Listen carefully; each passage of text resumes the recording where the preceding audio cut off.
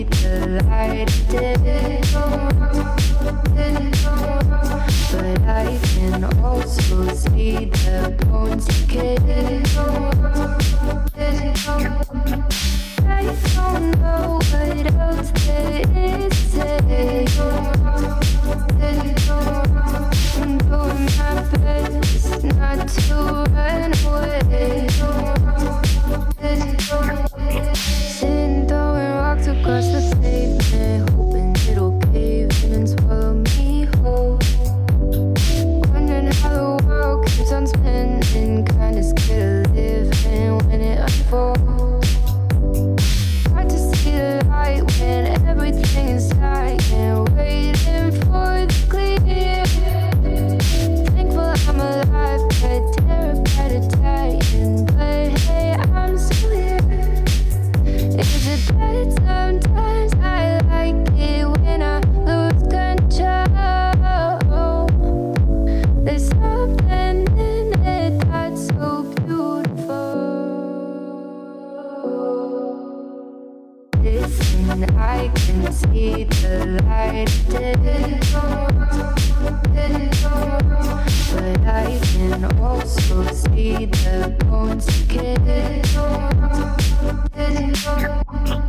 I don't know what else there is to say. I'm doing my best not to run away.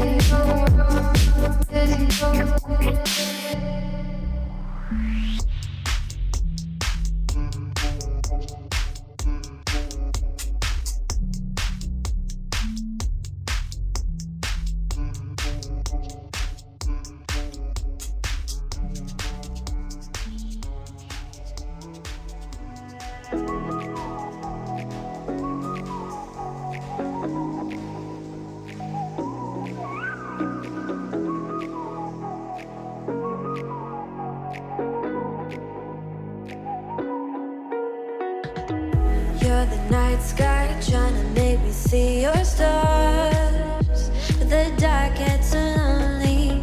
Now I see violet, I can feel silence, and the dark's all that I see. When your stars have burnt out and your heart makes no sound, I'll find violet in your eyes. You'll always be my night sky.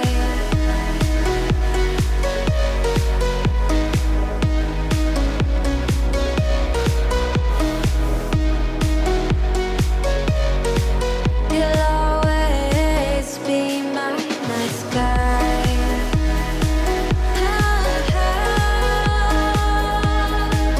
Be my night sky.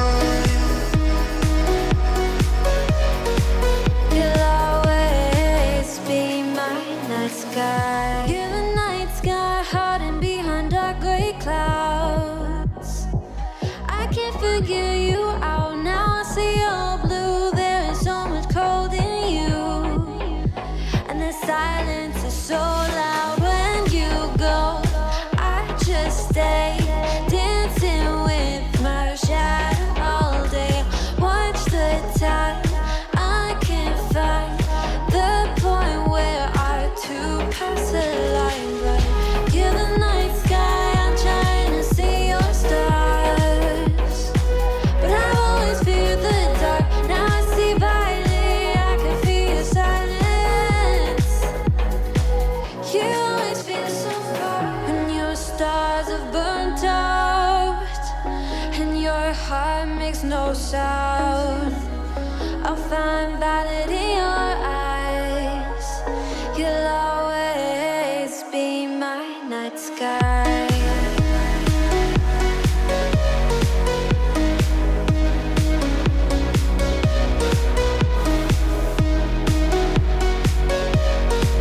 You'll always be my night sky.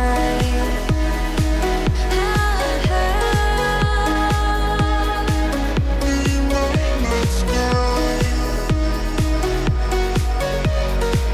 You'll always be my night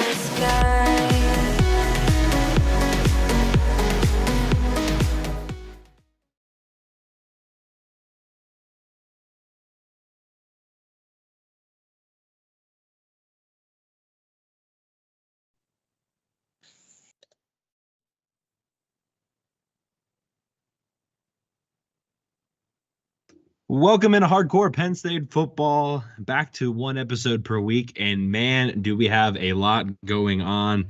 Bunch of top shelf news to talk about, a bunch of recruiting news to talk about, a bunch of transfer portal news to talk about, a coaching change we need to discuss. Going to dive deep into the 2024 recruiting class as well, and we will finish it off with some fan questions and our first ever Penn State draft. We'll talk about more of that in the show. See you guys in 1 second. Welcome into Hardcore Penn State football. I'm Corey Listoki. With me, as always, the great Sean Kane. How are you doing today, Sean? Doing wonderful on this Wednesday, Corey. How are you? Day. Yeah, it's weird for the sun to still be out. While we recording a little bit earlier than usual. It's only about 5:30 Eastern right now. So if you joined us on YouTube, make sure to say hi on YouTube. But hopefully everyone's doing well. We moved up the time. Somebody on Twitter, by the way, thought we moved it up because we were about to break breaking news that Penn State had a wide receivers coach. No, that's not why we moved it up. But if it happens, but if we had that news, we would have done it. So you were thinking smart.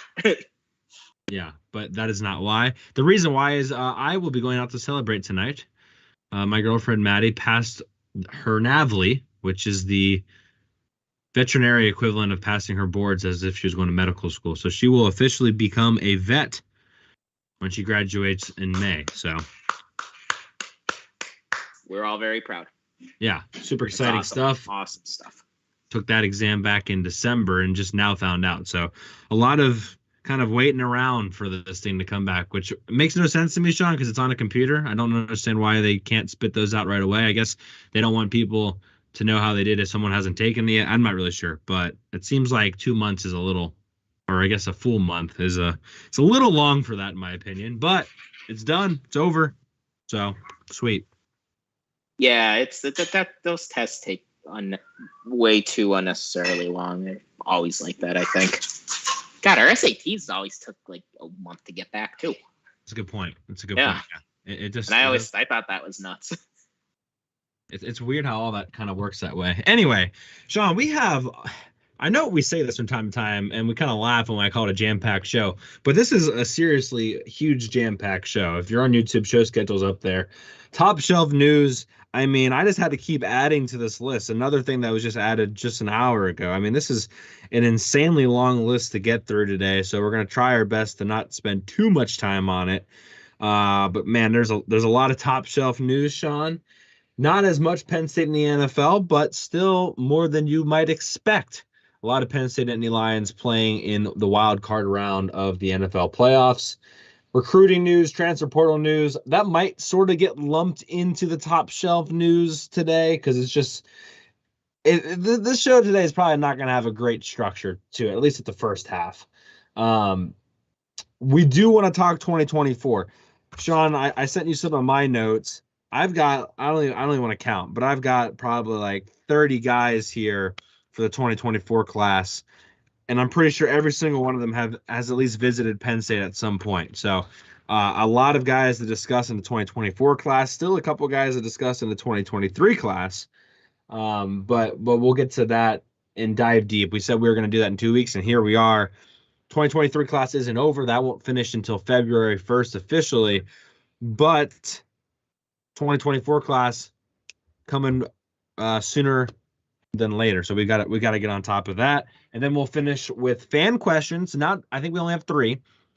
And then the inaugural, if you will, Penn State football draft. Every week we'll have a different position. We're starting with quarterbacks this week. So Sean and I will take turns drafting quarterbacks from Penn State football history. And I'm sure everybody will agree with us, Sean. Yeah, one thing that's definite is Penn State fans always agree on quarterbacks. So we'll definitely have a lot of consensus here. And you thought the Clifford Wars were over. No, they're just starting up again. Just when we were going to move on to 2023, we got to go back to 2022. Just when they think I'm out, they pull me. Yeah. Yes.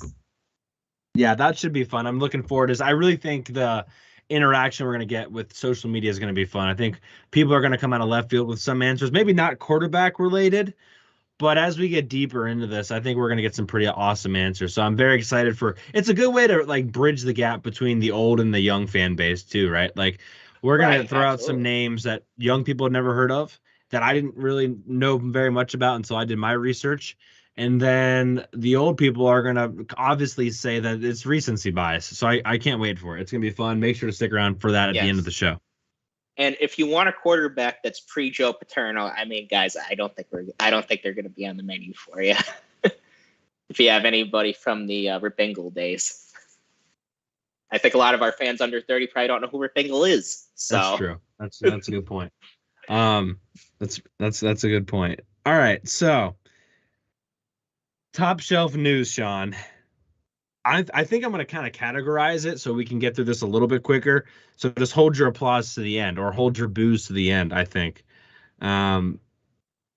So let's – I don't know if this is going to work the way I wanted to. Let's start with the breaking news, the news I think we need to talk about first, and that is the firing of wide receiver coach Taylor Stubblefield. Are we calling it a firing? Yes, it's a firing. Yes, I think I think so. Yeah. Yeah, it's a firing. Firing Taylor Stubblefield is interesting to me. So when Stubblefield was hired, A, he was kind of viewed as a flight risk. B, he was viewed as a meh recruiter. And both of those things kind of were, I guess, tested throughout his tenure, right? So he ends up staying for 3 years at Penn State, which I think might have been longer than people expected. The worst thing, or the thing you have to at least give him credit for is he didn't leave in a time where the receiving coach position was one that was a revolving door. I mean, in, out, in, out, in, out. So he did provide some stabilization in regards to that position group. He did have a first-round pick in Jahan Dotson. Whether you agree that he got all the potential out of Parker Washington and Mitch Tinsley, I guess, is up in the air, but I think he did a pretty good job. Not an amazing job, but a pretty good job. However, even though he had 5 receivers in the 2022 class, and I think Saunders was a fantastic get, there were some misses. And when you're comparing him to, say, a Brian Hartline at Ohio State, which, of course, Penn State wants to compare themselves to Ohio State, he was not meeting the requirements at the position. Furthermore, going into and I don't know if this was the straw that broke the camel's back, but the fact that Penn State was unable to get either Dante Thornton or Caden Prather to even visit. Not saying get them to come to campus. I think Thornton was really looking for an NIL deal. I think Prather really kind of wanted to go back to his home state. But the fact that they couldn't even convince those guys to come onto campus for a visit just to get wine and dined, to me, was alarming. And I don't know, Sean, if it was one thing as much of it was everything. But I do think it's not fair to say the reason why Dante Cephas and Malik McClain committed were because they got rid of Stubblefield. I don't think that's the proper analysis here. The Cephas news, Cephas was a Penn State lean for a long time, and we'll get to that more in a little bit later. Malik McClain, not as long as Cephas, but I think has been around for longer than people realize as far as interest in Penn State. So I don't think that's necessarily fair. However, they did not do enough at that position as far as recruiting, as far as potentially transfer portal goes. And Sean, I don't know if you get the same vibe I get here, but this doesn't seem like something that was planned. When Franklin at the Rose Bowl said that he would like to keep most of his staff, if not all, like that's a quote. He said, if not all. Then to come back and have a junior day, which is mostly 2024 guys, and have Stubblefield at the junior day just to fire him the next day. He was there. He was talking to recruits as if he was going to be a part of Penn State. If this was a calculated decision by Franklin, I don't think he let Stubblefield be there for that weekend. So I'm going to say this was a reaction fire more than it was a planned fire. And I think there might be something deeper here that we're never going to get. But to me, it doesn't seem like this was something that Franklin was going to do as if he did like Matt Limegrover or if he did John Donovan or whatever. This seemed more like a reaction to something. And I don't know what that was, or if it was just a potential behind the scenes straw that broke the camel's back sort of thing. What are your thoughts? It was odd. It was odd. And I think that's kind of the consensus. I don't think I'm the only one that has that opinion. I think Corey shares that opinion with me based on what he said. Yeah, when we hired Taylor Stubblefield, I remember talking to my dad about it and was just a little confused. And just because you look at where he was, like Corey said, he was viewed as a flight risk. He was at Miami the year before. That predated Manny Diaz when he was there. I think they were on the same staff, but he didn't coach for him. Coached at Air Force, not known for their receivers. Coached the Toronto Argonauts for a year. Coached at Utah for 2 years. Then I was like, he was at Utah. He got fired from Utah. Coached at Wake Forest. Coached at New Mexico, Central Michigan, Illinois State. And then he was a grad assistant at Eastern Michigan and receivers coach at Central Michigan. So when we hired him, I was okay. I mean, he was a great college player, and he was known as being a technician. He was known for, knowing the technical aspects of playing the receivers position, developing that, which you look at Dotson, I think he did a pretty damn good job with Jahan Dotson, because before in 2019, I liked Jahan Dotson, but I never thought he'd be what he was. And I think you could give Taylor Stubblefield credit for that. Parker, do I think he got the most out of him? I don't know. Because Parker, if we're being real, he's undersized, not the fastest guy in the world. And he might not have as high of a ceiling as some people may think. I think you could probably say he didn't get the most out of Keandre Lambert-Smith.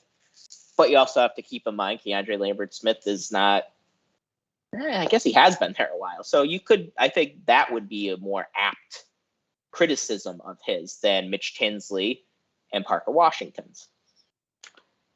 And yeah, then the portal this year. Everybody and their brother knew we were going to take 2 receivers. And it's not that I don't like Dante Cephas and Malik McClain. I do. But are we sure either one of them is as good as Parker Washington or as good as Mitchell Tinsley? I don't know that. Not saying they can't become that, but just from watching what they did at Kent State, watching what they did at Florida State, I'm not saying there's nothing to be impressed with. There is. I don't think their careers so far have been as good as Parker's or as good as Mitch Tinsley's. So that could have been the straw that broke the camel's back. It's just weird that we didn't fire him right after the Rose Bowl. That's the weirdest part to me. And that's the part I really don't understand. And I mean, God, he was recruiting guys like Corey said on Junior Day. And then, I mean, the guys that were there on Junior Day, a lot of them probably didn't even hit the airport yet or were on I-90 or I-80 yet. And he was gone. It's just a strange thing the way it happened. And I agree with Corey too. The Cephas, we know the snag wasn't with Stubblefield. It was admissions. We know that. McClain, I don't really know what happened there, but I doubt it was Stubblefield. So I don't want to be on that train of saying that. Is the timing interesting? It is, but I don't think that really had much to do with it. And I think Franklin has a good idea of who he's going to hire. Yeah, I would go as far as saying that AFCA conference happened the week prior. And this to me felt more like a firing Kirk Shiraka to bring in Mike Yursich sort of thing, right? Like, I'm going to fire a guy who I probably don't need to fire. Like, no one was calling for Stubblefield's head. But there's a guy I really want that's on my list and high on my list. And now that he's available, boom, I want to get him. So to me, I would be very surprised if this stays open very much, much longer. I think by the end of the week, you could have a new wide receivers coach, especially with junior day coming up still, especially with the 2023 class rounding out. I just keep thinking like this seemed like more of a reaction of you're not a bad coach, but there's somebody now available that I would rather have. And I want to give credit to James Franklin here. I think Corey Geiger had a very good article. And again, I think it's been proven time and time again at this point that James Franklin is not afraid to fire somebody if he thinks he can improve his program. He's done it multiple times now. And so I again, the loyalty thing comes up with Franklin a lot. I think the player and coach loyalty is a different conversation, but I don't think there's coach loyalty here. I think Franklin loves his guys, loves their families, really wants them to succeed, wants them to potentially move on to a higher job, but is going to expect them to compete and expect them to be the best at their position. And you can't tell me that Stubblefield even comes close to Heartline. And so if that's where they're trying to get, if that's where Penn State's trying to reach, which is a hard thing to accomplish because how many 5 stars has Heartline brought in at this point? Stubblefield wasn't getting the job done, and he had 3 years there. And we've always said, whether it's a head coach or an assistant coach or an offense coordinator or whatever, really 3 years is the right amount of time before you can truly judge somebody. And so I think it was simply a Kirk Shiraka thing. Hey, this really probably isn't fair to you, all things considered, but there's somebody I like better, and I'm going to go get that person. So that's my kind of final thought on this. And I'd be very interested. There's a fan question later about our wish list, Sean, but I'm very interested to see who they bring in, because if there isn't somebody waiting, I'd be very surprised. Yeah, and I mean, if it goes into next week, which I doubt, maybe there wasn't anybody waiting, which would be surprising to me. And I really want to know what happened, but we all know how Penn State works. It's like trying to get information from the Pentagon, and it's probably not going to happen. And yeah, like when you're a head football coach, if you're afraid to fire somebody because they're not getting the job done, that means you have to retire. And that was probably Joe's biggest flaw in his later years, is he didn't want to fire anybody. And then it becomes a retirement home and a boys club. And that's not how you run a program. That's not how you run a college football program ever. Like not even in 2011 when Joe was there, in the 2010, the early 2000s, or when Joe was at his peak in the 70s and 80s. That's not how you run a program. And James Franklin understands that. And if you have a guy in mind and you think you could get him, and you think it'll be an upgrade, then you do it. And your loyalty, yeah, I mean, you give a guy a chance, and unless it's something like a coach like Phil Galliano, if we all remember him and his special teams, you just knew he wasn't getting the job done. He was in over his head. Same thing with David Corley.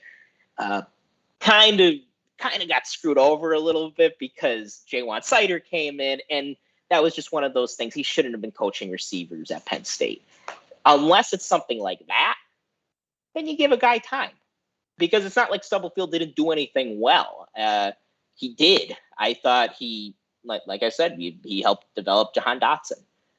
And it's not like Jahan Dotson was Randy Moss coming in his freshman year. He wasn't. He took time. And you have to give Stubbs credit for that. But if you're not recruiting at that level to be able to catch up to Ohio State, then, yeah, you have to start looking elsewhere. And I think James Franklin did. And it's a tough business being a football coach in general. It's a tough business being a position coach trying to climb the ladder. I think Taylor Stubblefield, I mean, the guy, who knows, maybe he'll be a head coach someday. But this is just one of those things that happen, and we wish him the best. And, you know, and do you remember when he wore the University of Miami belt? his first visit on the, I think he might have been visiting Parker Washington. Yeah, Beltgate. And talk about getting off on the wrong foot. But overall, do I think I'll remember him mostly fondly? I do. So just a guy that couldn't quite get it done in the recruiting world, and that's too bad. But we wish him the best of luck. Yep, I think you summed that up well. Okay. Not that to be abrupt about moving on, but we're going to move on, and we shall see again. We have another question later on about our wish list, if you will, as far as maybe I took it more as a characteristics more than maybe a person, but we'll get into that a little bit later in the show. I want to go negative here. I want to go sort of negative here, I guess, a little bit. 3 more entries into the transfer portal. One just happened like an hour ago. You have cornerback Marquis Wilson, which I think I actually might have a thing for this. Oh, man. Nope, not that one. You want me to duck? No. Oh, you see my door then. Storm duck? I wish. I guess. I don't know what I was going to do there. No, don't worry about it. I guess we can go to the screen, though. Marquis Wilson, cornerback, entered the portal. That was, I think, last week. Also last week, Jamari Buddin, linebacker, entered the portal. That was a guy to me, Sean, that I was kind of expecting to enter the portal. And honestly, like, when we were hinting at people earlier, I was like, that's one of them. And the one that just entered today was Jaden Dotton, which got the news probably about somebody that we're going to talk about in a second, Malik McClain, and probably said, yeah, I'm going to leave now. So we'll get to that as well. I did want to mention Davon Townley came out of the portal. So that's very exciting. Defensive tackle. He was kind of more of a defensive end guy, but he's put on some weight and he's going to be moving inside a defensive tackle. I think some people thought we were joking about that on Twitter. Like, no, that's actually happening. He is going to move inside. And I wanted to mention Fatorma Mulbah already transferred to West Virginia. So good for Mulbah, already going to a Power 5. I don't know if a lot of people thought he was going to go to a Power 5 school. I didn't know that. Oh. So yeah, he's already transferred to West Virginia. I'm just here to provide you with news, Sean, and give you everything you need to be successful. So thoughts on those guys leaving. And let me just throw in the guys that are returning, and then I'll let you just speak. Keaton, Ellis, Theo Johnson, Sal Wormley, Daquan Hardy all also either didn't confirm specifically or did not obviously declare. So they will be returning as well. So that's kind of Lambert Smith too. Lambert Smith too, I suppose. But so that's where everything's at as far as portal leaves and forgoing the NFL or coming back. What are your thoughts there, Sean? Yeah. So Marquis Wilson was always a guy that I was always intrigued about. And because he had a nose for the football. And I like guys like that. And he wasn't perfect, and he had lapses in coverage. And that's why, especially when you're behind Joey Porter Jr., who's might be a top 10 pick this year, and Kalen King, who might be a first-round draft pick next year, you might have a tough time finding the field. And I also, if I'm being real, and I think some of the staff kind of spoke a little bit regrettably about they shouldn't have played him both ways. And I thought it was a mistake to play him at receiver. When they talked about it, I thought it was weird. And then when they did it, it just didn't feel right. And he just never gave me like receiver vibes. And I think it kind of set him back. And that's too bad because I think he's a good player. I really do. Like, I think he could go to a place like Virginia Tech, maybe, and join Mulbah and start. And that's pretty cool, like to be able to go, because that's how the portal's supposed to be. Like, you see so many people jump into the portal and it's a rash decision and they end up really hurting themselves. I think Marquis Wilson is one guy who could benefit from it personally. Would I have loved to have him back? Of course. But I think he has the upside. I think he has the talent to do more and to play more. And I think it's going to benefit him. Wouldn't shock me if he got drafted next year, late in later rounds, or at least picked up as an undrafted free agent. Yeah, and then Devon Ellie's coming back. I know we talked about that on the last episode. And I was also one of the people a little confused about Davon Townley moving inside, because when we got him and when I saw him at the blue-white game, I think it was last year, was his first year on campus, I remember being like, who's 90? I think he's 99.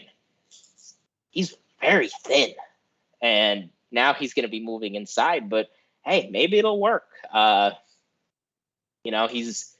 Beamon isn't the biggest guy. Anthony Zettel wasn't the biggest guy, and it worked out for them. So, and then Storm Duck is officially on the roster, so that's awesome.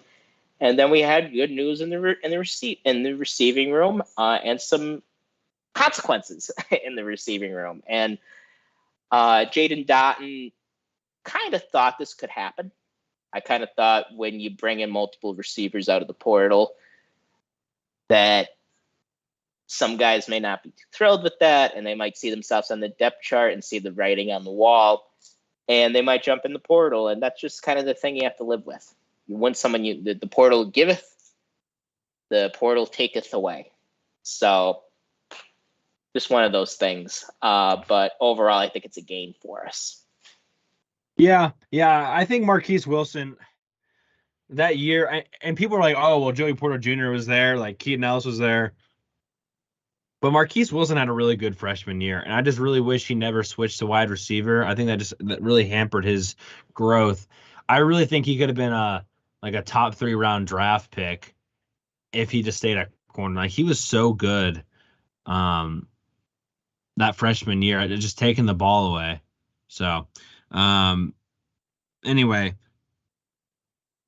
that's all about the guys leaving. I want to get next to the guys coming in. Let's start with Dante Cephas, because I think that happened first. And this is a guy we've talked about a decent amount. Wide receiver from Kent State. He was the number 1 wide receiver at Kent State for the last 2 years. He was all MAC the last 2 years. Did a lot of good things at Kent State for the Golden Flashes. If you haven't already, I highly recommend you check out For the Bloggies film breakdown on Dante Cephas, because to me, Sean, that was in a little bit of a way an eye opener for me. I'm gonna be honest with you. It kind of made me realize, oh, okay, maybe pump the brakes a little bit on what Dante Cephas is going to be for Penn State. He can handle the number 1 position. He can go up against the best corners in the MAC. And I think for most of the competition in the Big Ten, he'll be okay most of the time too. He's a good man coverage breaker. He's a good route runner. But the 13% drop rate, just to give people an idea, KJ Hamler's drop rate was at 8%. Again, that's from For the Bloggy. The 13% is alarming to me, Sean. If I throw you the ball 10 times, 10 easy times, and you're dropping it or one of the 10 times as a top 10 program wide receiver, that's worrisome to me, especially with a quarterback that needs to build confidence early in the season. However, I do think he's going to be extremely valuable at getting open, which is something that Penn State wide receivers really struggled with. So it's kind of a weird one. Like, okay, you're really good at getting open, but can you make sure you catch the ball every time? So it's kind of interesting in that department. Former teammates with Daquan Hardy and Tank Smith, so I think that's pretty cool.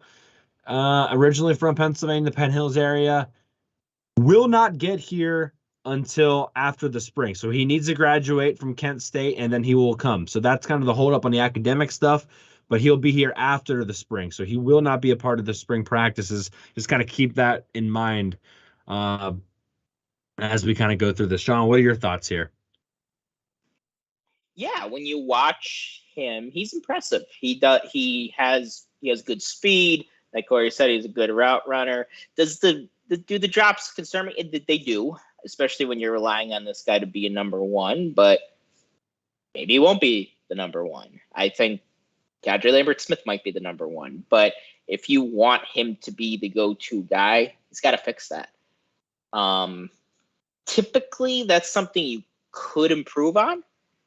But it's easier said than done. A lot of times dropping the ball is a lot like fumbling, in that you could improve on it, but a lot of times it's like you just have that gene in you where you just drop the ball sometimes and you fumble sometimes. Look at one of our guys, Miles Sanders. Still fumbles the ball a lot with the Eagles. He's a good player, but he fumbles the ball a lot. That's just who Miles is. But does it make him a bad player? No. And I don't think it makes Cephas a bad player. I think he's going to be a big help for us. And I'm excited to have him. He was one of our top targets in the portal. One of, I should say, me and Corey's personal targets in the portal, the guy that we wanted for a while. And we were hoping that the administration would get their act together and the admissions process would go smoothly. He just has to graduate from Kent State in the spring, and he'll be able to join the program. I would love to have him on campus now with Malik McClain, but that's okay. I mean, he's an experienced guy. He's played a lot of football. I'm sure he can catch on to the playbook all right, and we're going to have him ready to go. I'm very confident in that whoever the receivers coach is will have him ready to go for the fall. We'll just leave it on you, Sean. What are your thoughts on Malik McClain, the next addition in the wide receiver room? Former IMG guy, was playing at Florida State the last 2 years, ended up with about 400 yards receiving in 2 years, 5 touchdowns, 6'4", runs a 4.5. He's got 2 years of eligibility left. Yeah, tall. That height really stands out to me. And then when I watched his highlights, he could snag the ball. He kind of reminds me a little bit of young Juwan Johnson when he was coming up. And Juwan Johnson, when he transferred from Penn State and played at Oregon, had a really nice senior year. So he kind of reminds me of that in that, productivity. Was he the most productive guy at Florida State? No. But he was behind. The Florida State's receivers room is pretty stacked, and it was hard for him to get on the field. But he's going to fill a role that Penn State really hasn't had. He's going to attempt to fill a role that Penn State really hasn't had in a long time, and that's being that go-to tall receiver. And he's going to be an effective weapon in the red zone, I'd imagine. Joining those tight ends, and he'll have more speed than tight ends too. So that's another dimension. I'm happy we have him for 2 years, hopefully, unless he goes pro or I don't know, maybe he'll decide to leave again. But he has 2 years of eligibility left, and being able to run a 4.5 at 6'4", that means you have good speed to put with that size. And guys, look, that's part of what the NFL looks for too. They're looking for guys from receivers and corners, especially anymore. Are you tall? And could you run? He could do both. So this is a real NFL potential guy that we have if he could just put the pieces together. So I'm pretty excited about having him. And he's going to be getting to work right away in the spring. He's on campus right now, so he's going to be part of winter workouts too. So yeah, definitely excited to have him, and hopefully he can give us that new dimension. And I really like IMG Academy guys. Yeah, I was going to mention that too. IMG guys usually come in a little bit more groomed and prepared. Florida State just has a bunch of really talented wide receivers, and that's kind of why he was underutilized. I did want to say, Lambda says that Cephas had the 8.8%. KJ Hamler had the 13% drop rate. So thank you for that correction, Lambda. That's very good to know. Yeah, so that was AJ's only flaw, really. Yeah. So that actually does make me feel a little bit better. So we appreciate that. I did want to mention something about Cephas too. He does have just 1 year of eligibility left. So in my opinion, Cephas more of like a plug and play guy. Not that McClain can't and will not provide help right away, because I think he will. But you do have 2 years just in case maybe something good happens, right? Maybe Keandre Lambert-Smith demands more passes his way, and you have a solid 1-2 with McClain and Cephas, and Theo Johnson takes the remaining catches away, and McClain only ends up with 20 snags, and then Wallace is there. And you have Wallace He's too. going to be playing the X, yeah. And so, I'm not saying McClain won't make an impact right away, but you do have 2 years to maybe get him into the system, get him comfortable. And then, like you said, Sean, I mean, that dude has the parameters. He kind of I don't want to say he reminds me of Justin Shorter because I want people to freak out, but he kind of reminds me of what Justin Shorter could be, right? And Justin Shorter, to his credit, ended up having a pretty respectable career at Florida, but obviously didn't do very much at Penn State. I did want to give a shout out to Joey Daglio. He says, great show, guys. Looks like Franklin really believes this could definitely be a year we can make the college football playoff. Yeah, I think so to a certain degree. I think Franklin is seeing the stars align to a certain degree. I think he's seeing there's an opportunity.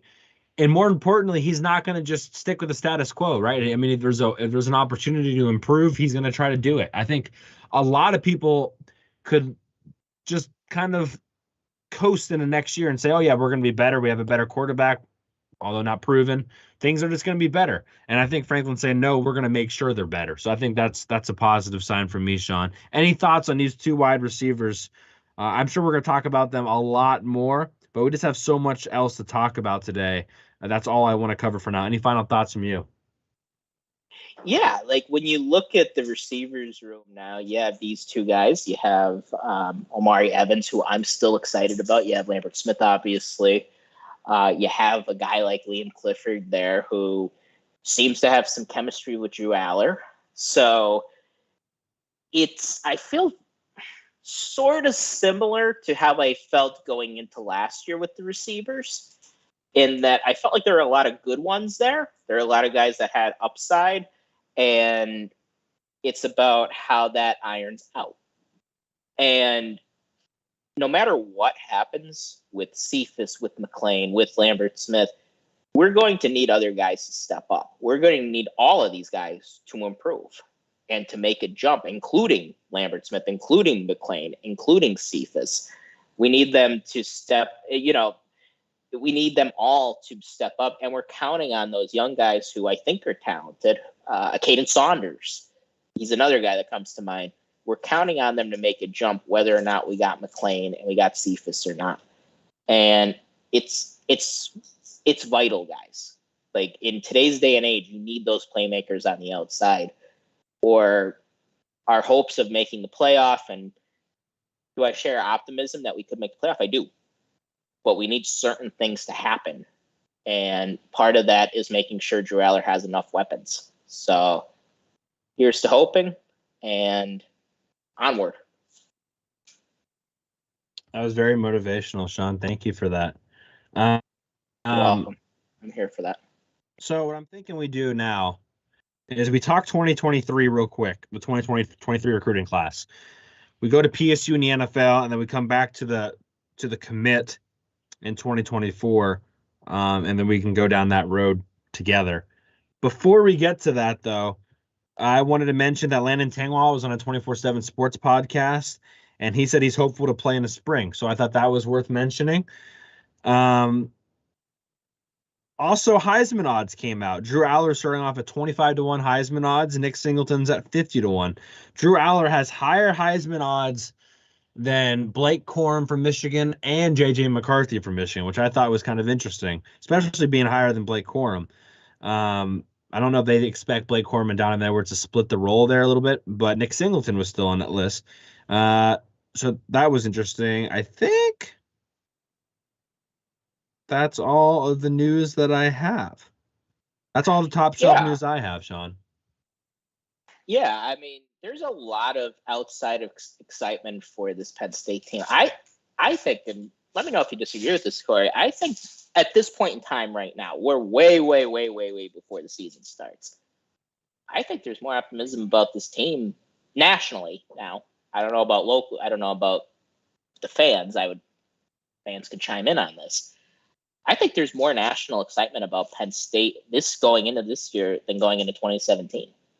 And there was a lot of excitement about going into 2017. And I think a lot of it has to do with Allar. And even though we all love Trace, nobody ever thought he was a first round pick or had the potential to be a first round pick. And when you pair him with a Nick Singleton, with the Katron Allen, that has a potential to be one of the best backfields in the country. And if these guys all pan out, I mean, it might be the best backfield in the country. So you're going to get that excitement. And they have a real offensive line. And everybody watched what Penn State's defense did to Utah and Auburn and for Ohio State for 3 quarters. So I think there's just a lot of excitement in the air. And like Corey likes to bring up, those higher expectations make you more nervous, but you got to embrace them. I feel like Tony Robbins today. I'm such a motivational guy. You're woke up on the right side of the banana tree today. There's no doubt about it. You 100% woke up on the right side of the banana tree. And I don't want to curb that enthusiasm because we got a long show to go still. So keep it firing. I want to talk Keep 2020. Larry David out. Please don't say that again. Let's go 2023.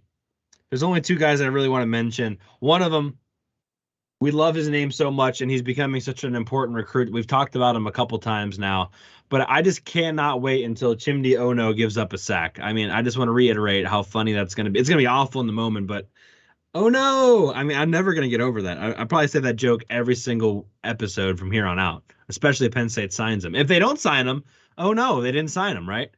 So either way, it's going to be pretty funny. But Chimdi Ono, offensive tackle, he's a little bit of a project. He's a 4-star guy, but a little bit of a project. Not going to come in and play right away. Not a lot of offensive linemen are. Down to Rutgers, Michigan State, and Ole Miss. Just visited Penn State. Penn State is visiting him in-house on Thursday, so tomorrow.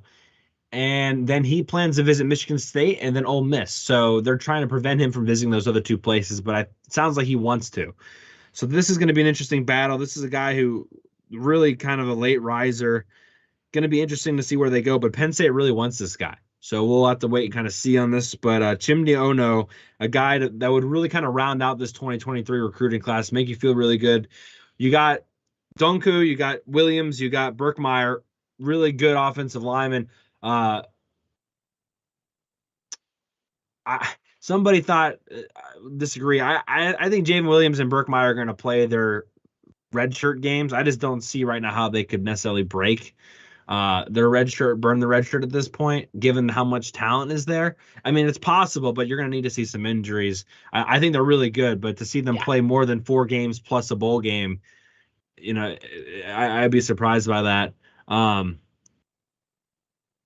But we'll have to wait and see there. Anthony Dunku, he rose up the on-3 board tremendously. I think he's at like 217 now, so he continues to rise. I'm excited about that. But getting another offensive lineman in there is pretty important because I think Ryan Snyder said yesterday that Penn State has like 6 or 7 guys that have 3 years of experience or more in the offensive line room. So there's going to be some departing guys next year. You got to really hit that sooner than later. So that'd be a final great addition to the 2023 class, Sean. Yeah, when you're recruiting offensive linemen especially, you're recruiting for 2 or 3 years ahead. Like guys running back, you could typically, not always, but typically you could get right in there and play. Some guys come along later, but like offensive linemen, like Drew Shelton, that's a once every 10 years thing. I think the last true freshman that I remember playing a lot on the offensive line might have been Stefan Wisniewski, and that was a long time ago. That was that was still the Joe era. So it's encouraging. So that's kind of why we're so encouraged by Drew Shelton that he was able to come in and play well. The thing that I like about Chimdi Ono too is he is a true tackle. And Berkmeyer, Williams, Donka, they could all play tackle, but it's kind of a running joke on message boards, on Twitter, that Penn State just can't recruit a true tackle for whatever reason. And Ono kind of fits that bill. Again, a late riser for sure. That's why he hasn't really visited anywhere yet, because he really wasn't on anybody's radar until his senior year. And now he is, and he had a good senior year, so people are paying attention. I seem to still like where Penn State is with him, and I I expect him to join this class. And I think that would be a big, big addition. And I mean, I'd have to look, but I don't think anybody recruited the offensive line better than Penn State did this year, especially if they're able to land him. Yeah, I agree. That would be a final good chess piece for Penn State for sure. I want to mention Logan Greer, long snapper, center potential. I don't know what the plan is there as far as offering him a scholarship if he's a run-on guy. I'm not sure what the plan is there. He's visiting this weekend, which there are more run-ons coming on this weekend for a visit. But pay attention there. We love Chris Stahl and what he did. You got to recruit the long snapper position, whether you give a scholarship right away or not. Logan Greer, guy to pay attention to there. Yeah, I would assume that he would be a run-on to start, but if you're really good by your junior and senior year, typically Penn State finds a way to get you on scholarship. So that would be nice to be able to add one because we're replacing the best one in the country. Some might say the GOAT. Speaking of the GOAT, we all watched Tom Brady on Monday, right, guys? Saw him try to trip somebody. Yeah, how about that? Dirty Tom Brady, but media will just let him go on that because he's Tom. That was a Grayson Allen move right there. It was a cheap shot. Like that's a scumbag move, dude. Penn State in the NFL Wild Card Edition. 19 players played in the NFL playoffs in the wild card round. I don't know if that's a record, but that was a lot. And there might have been a better school that had a better wild card weekend. But this is pretty good, Sean. It's pretty impressive. I mean, I guess not a bunch of touchdowns, but still pretty impressive for one school. Saquon Barkley, 9 rushes, 53 yards, and 2 touchdowns. Scored on his very first carry. Only had 9 rushes, and then the Giants won. So we'll get to see more Saquon Barkley. So that's always good. Yeah, I felt like a Giants fan in that moment. I was like, go, go. And I was so excited when he scored. Yeah, that was awesome, right? First playoff game, first carry. Playoff Saquon might be different. Who knows? Mike Gesicki, your Dolphins did not. They did better than you probably thought, right? They did. But they did. Mike I was Gesicki actually proud of the way they played. And Gesicki got involved. If Mike McDaniel didn't give away, I think he doesn't know that Halloween passed in October because he was just giving his timeouts away like candy, and then we were running around with our chickens with our heads cut off. If that didn't happen, we might have won the game. But also, if Tua played, we probably win. So just a disappointing end, but I was proud of the way they played. They played a lot better than I thought. And it was nice to see Mike get a touchdown, especially if that's his last time he's going to be a Dolphin. He had a fun ride with him. He had a heartfelt kind of message on Twitter. We retweeted that, so you can see that. Odafe Owe got a sack, so that was cool. Micah Parsons, I guess, wasn't technically given a sack, but he had 9 pressures on Tom Brady. Chris Godwin, 10 catches for 85 yards. Robbie Gould has never missed a playoff kick, which I did not know that, Sean. He was 4 for 4 on field goals and 3 more extra points. The dude is just robotic at this point. It's just unreal. Just doesn't miss. Jordan Stout, 3 punts, 2 of them were inside the 20. And Carl Nassib also had 2 tackles and a TFL. There might have been more. I apologize if I missed some, but still a pretty incredible list, Sean. Yeah, absolutely. Micah was... He kind of had a Chop Robinson game where it just felt like he was being held every play and they had no answer for him. And he wasn't able to get as many tackles, but he was just so disruptive the whole time. And Tampa, to be fair to Brady, Tampa's offensive line really isn't anything special. Donovan Smith's been playing hurt the whole year and hasn't been good, to put it frank. And it was nice to see Micah have a big time game. Godwin carried Brady again, and then Gould. Yeah, he probably.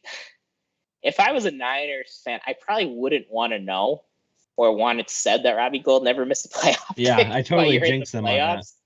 But everybody's saying that, so I mean, I'd probably be like, don't say that. And Stout, I mean. I was watching that game with my girlfriend, and I was like, Penn State punter right there. And and I know they play different positions, but it's pretty cool to have probably the best kicker of all time on your team. And you got to be able to learn just routine and things like that. And they're playing two different positions, but they're both specialists. So that's a great guy to just, absorb preparation and absorb all that stuff from on a daily basis. And they're when you're a specialist, you're with each other all the time. So I think that I couldn't have thought of a better spot for Jordan Stout to end up. And he's going to be a punter in this league for a long time. So pretty awesome. Great weekend for Penn State. And even though my Finns lost, it was still fun watching as much football as I did, because I watched, I think, every play of every game. Yep, there's your final Finns update. Until, well, I know you'll all miss it. Well, the draft, I'll probably talk about them, especially if they draft someone from Penn State. That's true. I can't believe the draft conversation's already kind of happening. So why not? Joey Porter Jr. on The Athletic was going 10th to the Philadelphia Eagles. I believe it was 24/7 Sports had him going to the Falcons, which is 7th or 8th. So, some people have Ringo from Georgia going ahead of him. Some of them have him. Some of them have the one corner from Oregon. But he's definitely first round conversation at this point. So that's cool to see. You think Ringo Starr's a little old to be playing NFL football? Yeah, I think so. Hopefully he can get the band back together. I don't know. Probably not, I guess. It's kind of impossible. Yeah. But he could go with Paul, I guess. Keely? Is it Keely Ringo? I think it's Keely Ringo, right? Yeah. Honestly, that's the Ringo we're talking about. I can't believe we buried the lead, but here we are. We're an hour in. Let's talk about the recent commit to the 2024 class. The reason we did it this way is because we're going to talk 2024 class for the majority of the rest of the show. And Anthony Speca, linebacker from Central Catholic in Pittsburgh, 4-star inside linebacker, commits to Penn State, the second commit in the 2024 class behind Cooper Cousins. The very next day, he was out trying to recruit Quentin Martin, who we're going to talk about a little bit later. Love this pickup. Run support, inside linebacker kind of guy that Penn State needs. Probably not going to, I texted you this, Sean. I said, probably not going to help you beat Ohio State, but could help you beat Michigan, which I know a lot of people on the message boards loves to make. Will this guy help us beat Ohio State? I think that's kind of funny. This guy will help you win football games. That's the bottom line. 122 tackles, just a tackling machine, 6 sacks, had a pick, had a couple forced fumbles, blocked a couple punts, I believe, or field goals, excuse me. So I'm sure Stacey Collins is pretty excited about that. Just a really good addition. For a little bit there, I think Notre Dame was interested. Pitt was definitely in the running, but big time get. Second guy in the 2024 class from the western side of the state, as our friend Alan Saunders liked to mention. Yeah, I like this pickup. I do.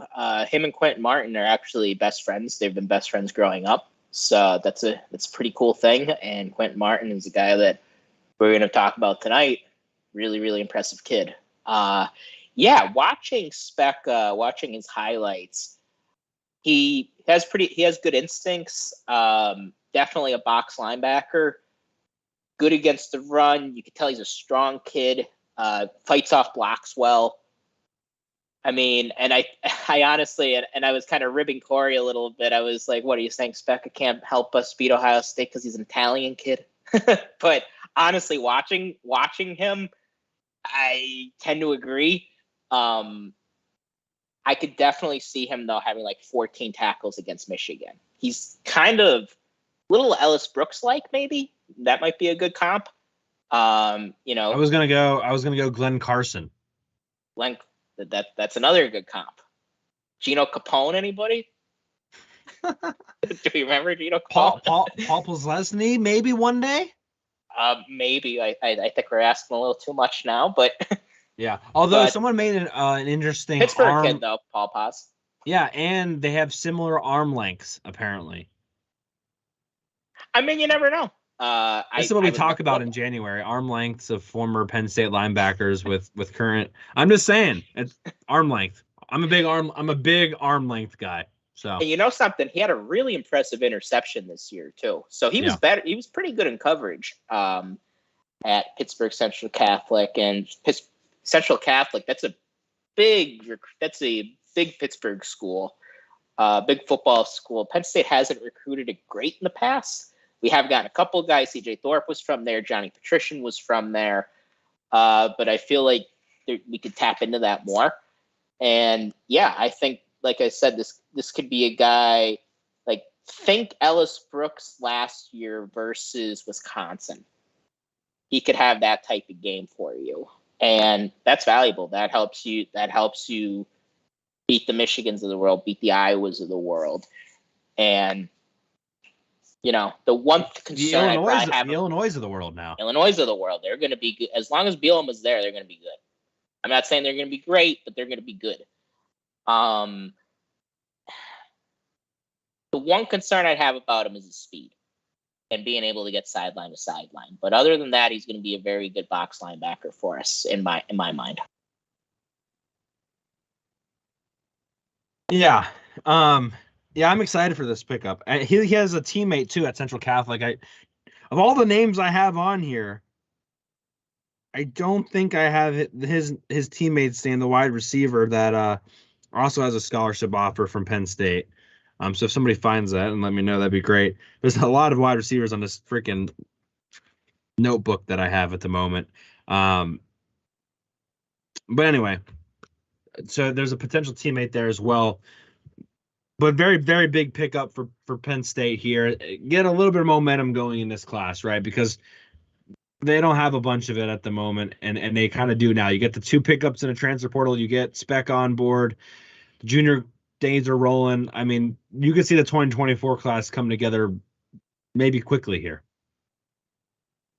Yeah, and we talked about how important momentum is in recruiting last summer and how it tends to come – commits tend to come in droves, and then it tends to die. And then they come in droves again, and then it tends to die. And a lot of that has to do with what's going on. Like, you're taking like any more these days.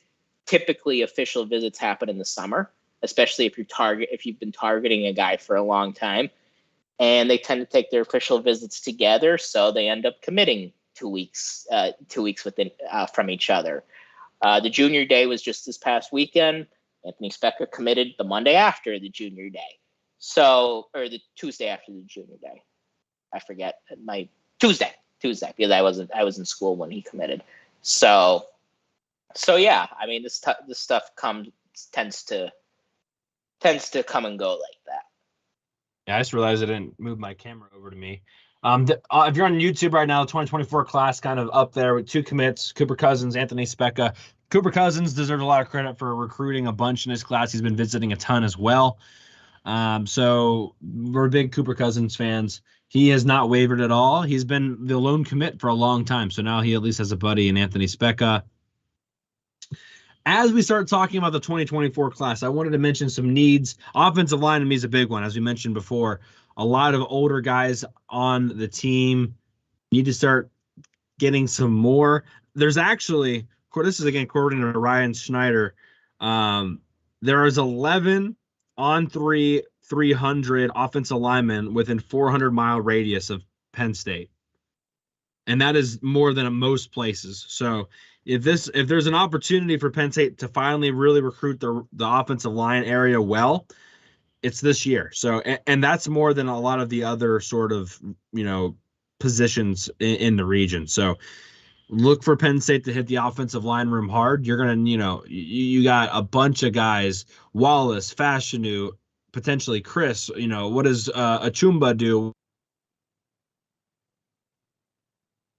Tengwall might only have a year left. There's just a lot of unknowns here. So would really like to see Penn State hit the offensive line hard.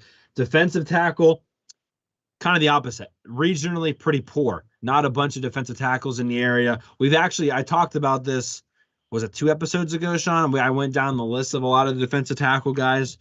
Go back and check that out. But the defensive tackle, they're going to probably have to go out of the region if they want to get a top-notch guy. And then finally, wide receiver still, right? So you get Dante Cephas for a year. You get maybe Malik McClain for 2 years. but he could leave after one if he has a really good year. Keandre Lambert-Smith's going to be gone after this next year, most likely. And then a bunch of unknown. Maybe one of those 5 guys, Omari Evans, Anthony Ivy, Johnson. I mean, maybe one of those guys steps up, and of course, obviously, Saunders as well.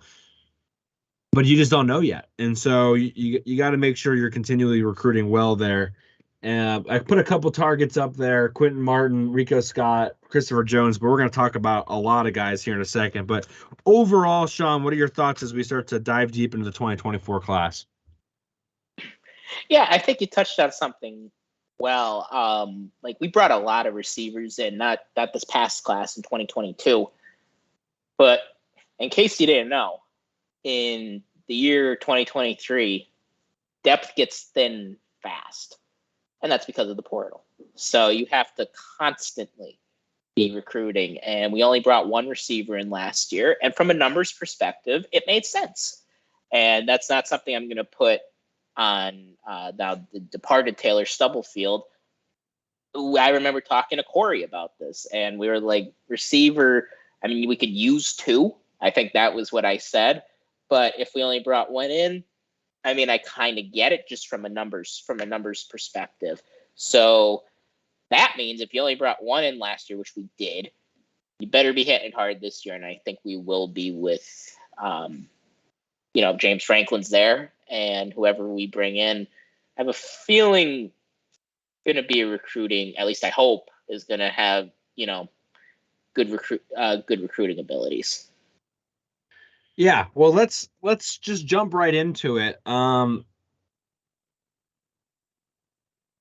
First guy I want to talk about is linebacker Christopher Jones, top 10 linebacker, number 1, number 2 in the state of Virginia, cousins of Penn State's recruiting. I guess he's above that. I'm sorry, he's now the director of personnel, Kenny Sanders.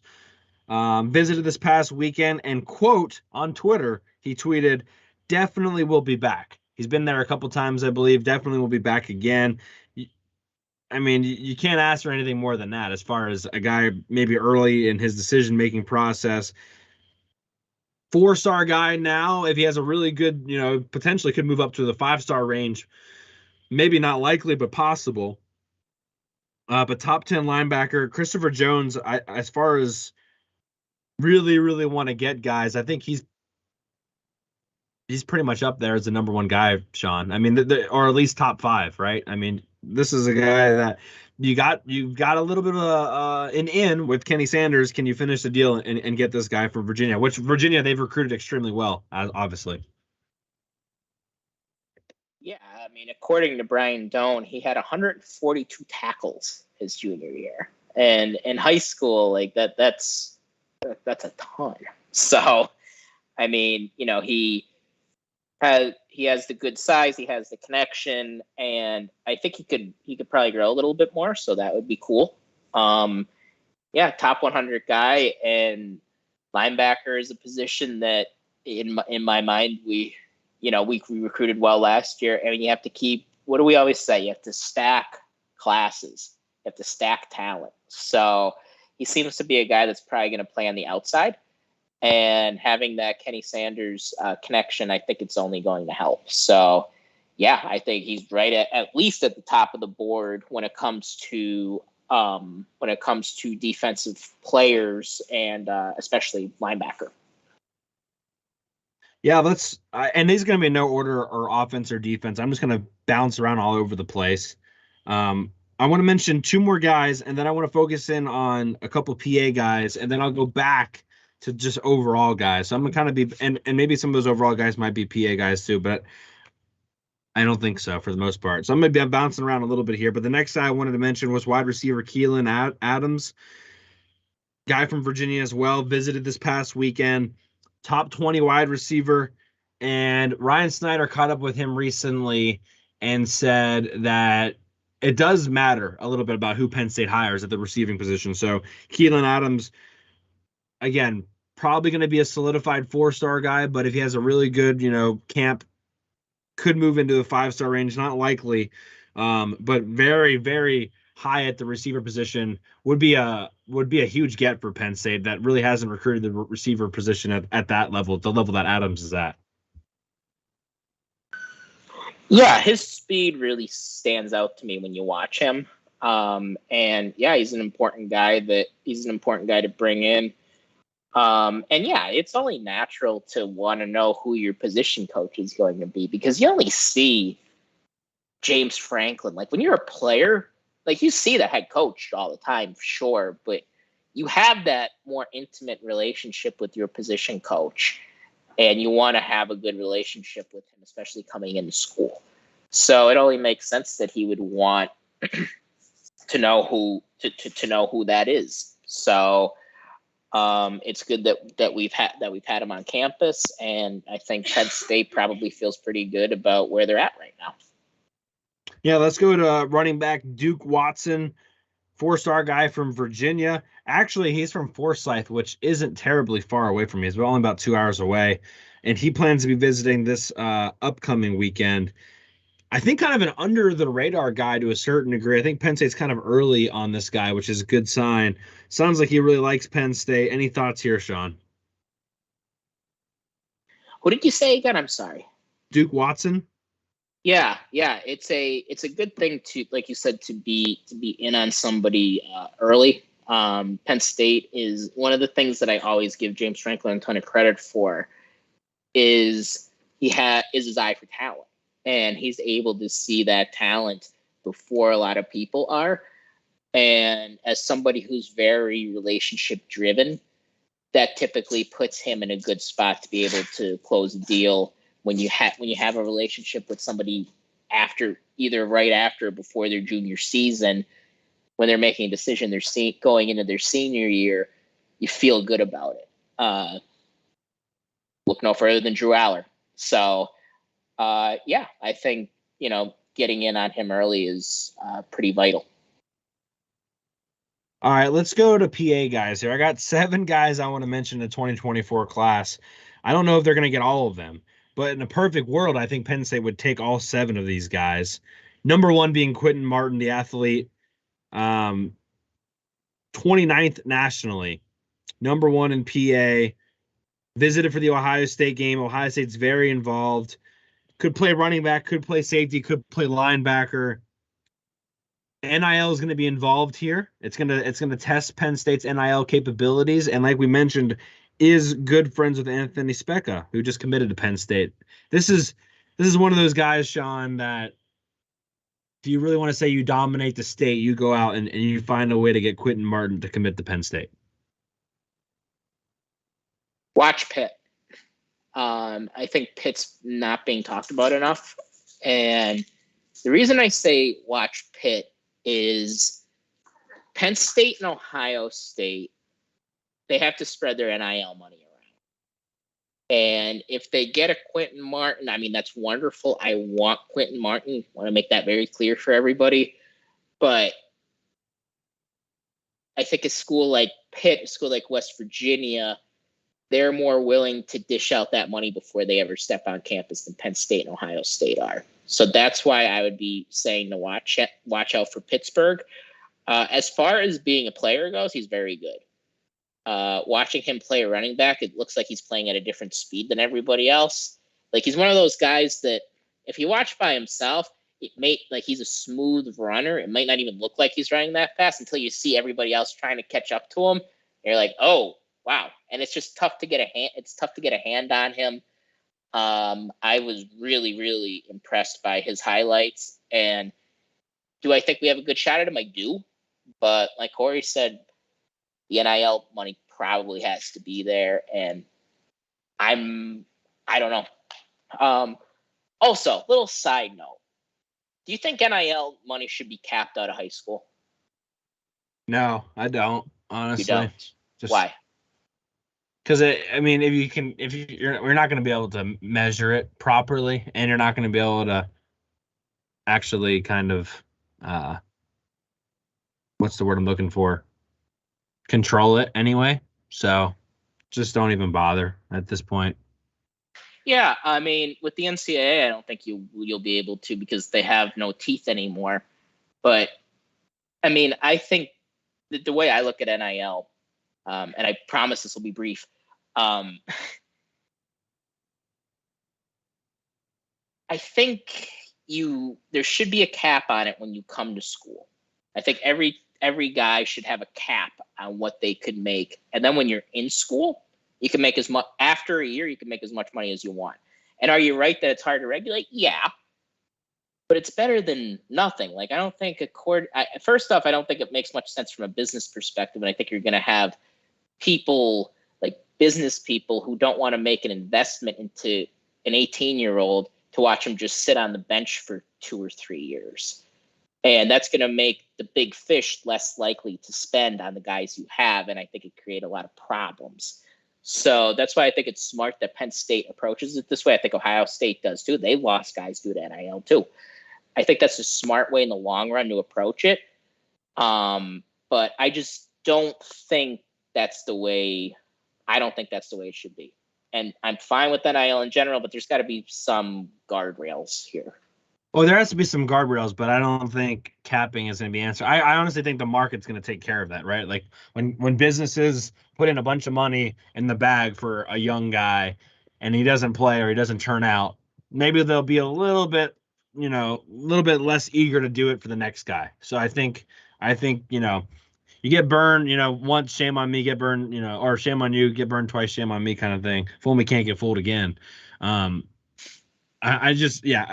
I get what you're saying. I think there needs to be guardrails, but capping, I don't know. We'll save that for another episode. Yes, we could have a whole episode on NIL in general. We probably will. Watch out for that. Rico Scott, 4-star wide receiver, 27th best wide receiver, second in PA, visited for the Ohio State game. I think he actually visited twice in October. I have written down here. Another wide receiver. You're going to hear that a lot. There are a lot of wide receivers on this board. Thoughts on Rico Scott?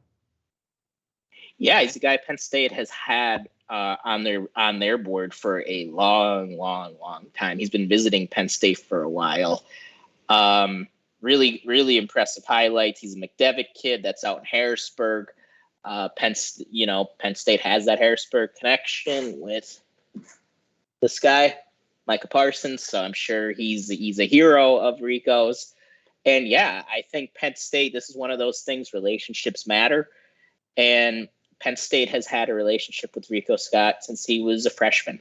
So I think that's going to pay off. And I would honestly expect him to join this class at some point. Yeah, I agree there. Another guy I think will join this class is offensive tackle Kevin Haywood. Technically a 3-star guy right now. Borderline top 10-ish in PA.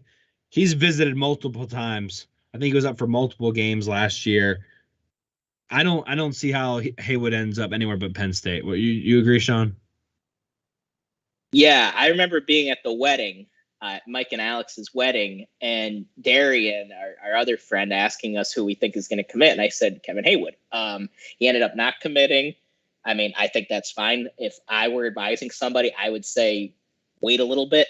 That's just me. In October of your junior year, wait a little bit, visit schools, see what's out there, especially when you have a potential to still rise, and I think he does. So, I still expect him to end up at Penn State because the kid seems to love Penn State, and I think it's a matter of time. Quarterback Samaj Jones, 3-star guy, 17th in PA, visited this past weekend. Just straight up said that he has Penn State number 1. I don't know if Penn State's going to let him commit yet. But it seems like he's very interested in Penn State. I think this might be more of Penn State not letting him than necessarily him not wanting to jump on board at this point. Yeah, I could see that. And I like him. I like watching his highlights. Mobile guy already has an ability to keep his eyes downfield, which is important. Good when the pocket breaks down. He doesn't really panic. But he's only 5'11", and I am not one of these guys that think you got to be a 6'4" quarterback with a huge arm, and I'm not. However, when you're short, when you're on the shorter end like that, there are concerns that could be alleviated because not every 5'11" quarterback is created equal. Kyler Murray was pretty good in college, if you remember. So, I mean, now he's acting like a prima donna. He doesn't read playbooks. But in college, he was awesome. So not every guy is – they don't need to all be 6'4", 6'3", 6'5" quarterbacks. But the big thing is, could he see over the line? And does he have a big enough arm? And if both of those – if Penn State feels good enough that those won't be concerns, I'm fine with having him come because I think he's a talented kid. He throws the ball with nice touch. I think they're probably going to want to see him, and I don't know this for sure. They'll probably want to see him in person before they let him commit. Probably see him throw in one of their camps. So I would look out for that. Let's go to cornerback Emilio Agard, 4-star guy, top 5 in PA, visiting this upcoming weekend, has a top 5 with Clemson, Tennessee, Alabama. Oh, I missed somebody. Penn State and somebody else. I wrote Clemson twice. I don't know who that 5th team is, but Penn State is in his top 5. Seems like he's going to get around and visit some places. I don't expect a commitment anytime soon here, but this is another guy, Sean, pretty highly talented guy. Be interesting to see how this recruiting goes. I don't have any sort of like idea where this one's at right now. Yeah, just another guy that has been on the radar for a long time. I think he actually so I think it's Alabama, Clemson, Michigan, Penn State, Tennessee. He's another guy that I think he actually went down a little bit in the ratings. I really didn't get that. St. Joe's prep guy, played, same school as John Reed, who's the cornerback from there. So yeah, I've been impressed with him for a while. Again, nice highlights. And I think he got hurt his junior year, so that might have affected his rating. But I mean, ratings, they go up, they go down. I still like the guy. So I think Penn State has a good chance to be able to reel in Mr. Agard. Let's go Malachi Williams, sort of a new guy to the board. Recently got a Penn State offer and a West Virginia offer almost simultaneously. 6'4", 210. He's kind of rising up the board pretty quickly here. Defensive end guy. Not sure. Again, it's early with him, right? But it seems like Penn State very interested all of a sudden, and again, one of the first Power 5, let alone D1 schools to offer him. So, kind of curious where this one ends up, Sean. If it's going to be quick or if he's going to really take his time now that he's finally getting the attention he probably deserves. Yeah, again, one of these late risers. Penn State is one of the only big schools after him right now. But maybe he waits a little bit, like Corey said. Maybe he, cools the jets, because if you're getting Penn State's attention, well, there's a good chance you might end up getting Michigan's attention or Michigan State's attention. But yeah, I think he's a bit of a new guy on the block. Honestly, I don't know a ton about him right now. But Penn State looks to be heavily involved. And if he were to commit today, I'd say commit to Penn State. But if I were him, I would probably hold off just to wait and look around. Unless you want to just commit and come play for us. I mean, that's great too. Cornerback Kenneth Wosley, 4-star guy, top 7 in PA, visited Rutgers recently. And I forget the name of the school out in Philly, but he went to the same high school as Shaka Toney, which I think there's a relationship there with Shaka Toney's family and his. So maybe pay attention to that. That can't hurt things either, Sean. Yeah, Imhotep. Yes, thank you. Yep. Yeah, that's a fun fact for you. My high school team actually played them in basketball. Really, really good basketball school and football school. We only lost by 2 points, though. It was a really, really good game. Anyway, that's enough about my high school journey. Yeah, Shaka Toney, I mean, he's a great ambassador to the school. So is his mom. So great family. And yeah, Kenneth Wosley, I think anytime you're in it for an Imhotep guy, typically those guys end up working out.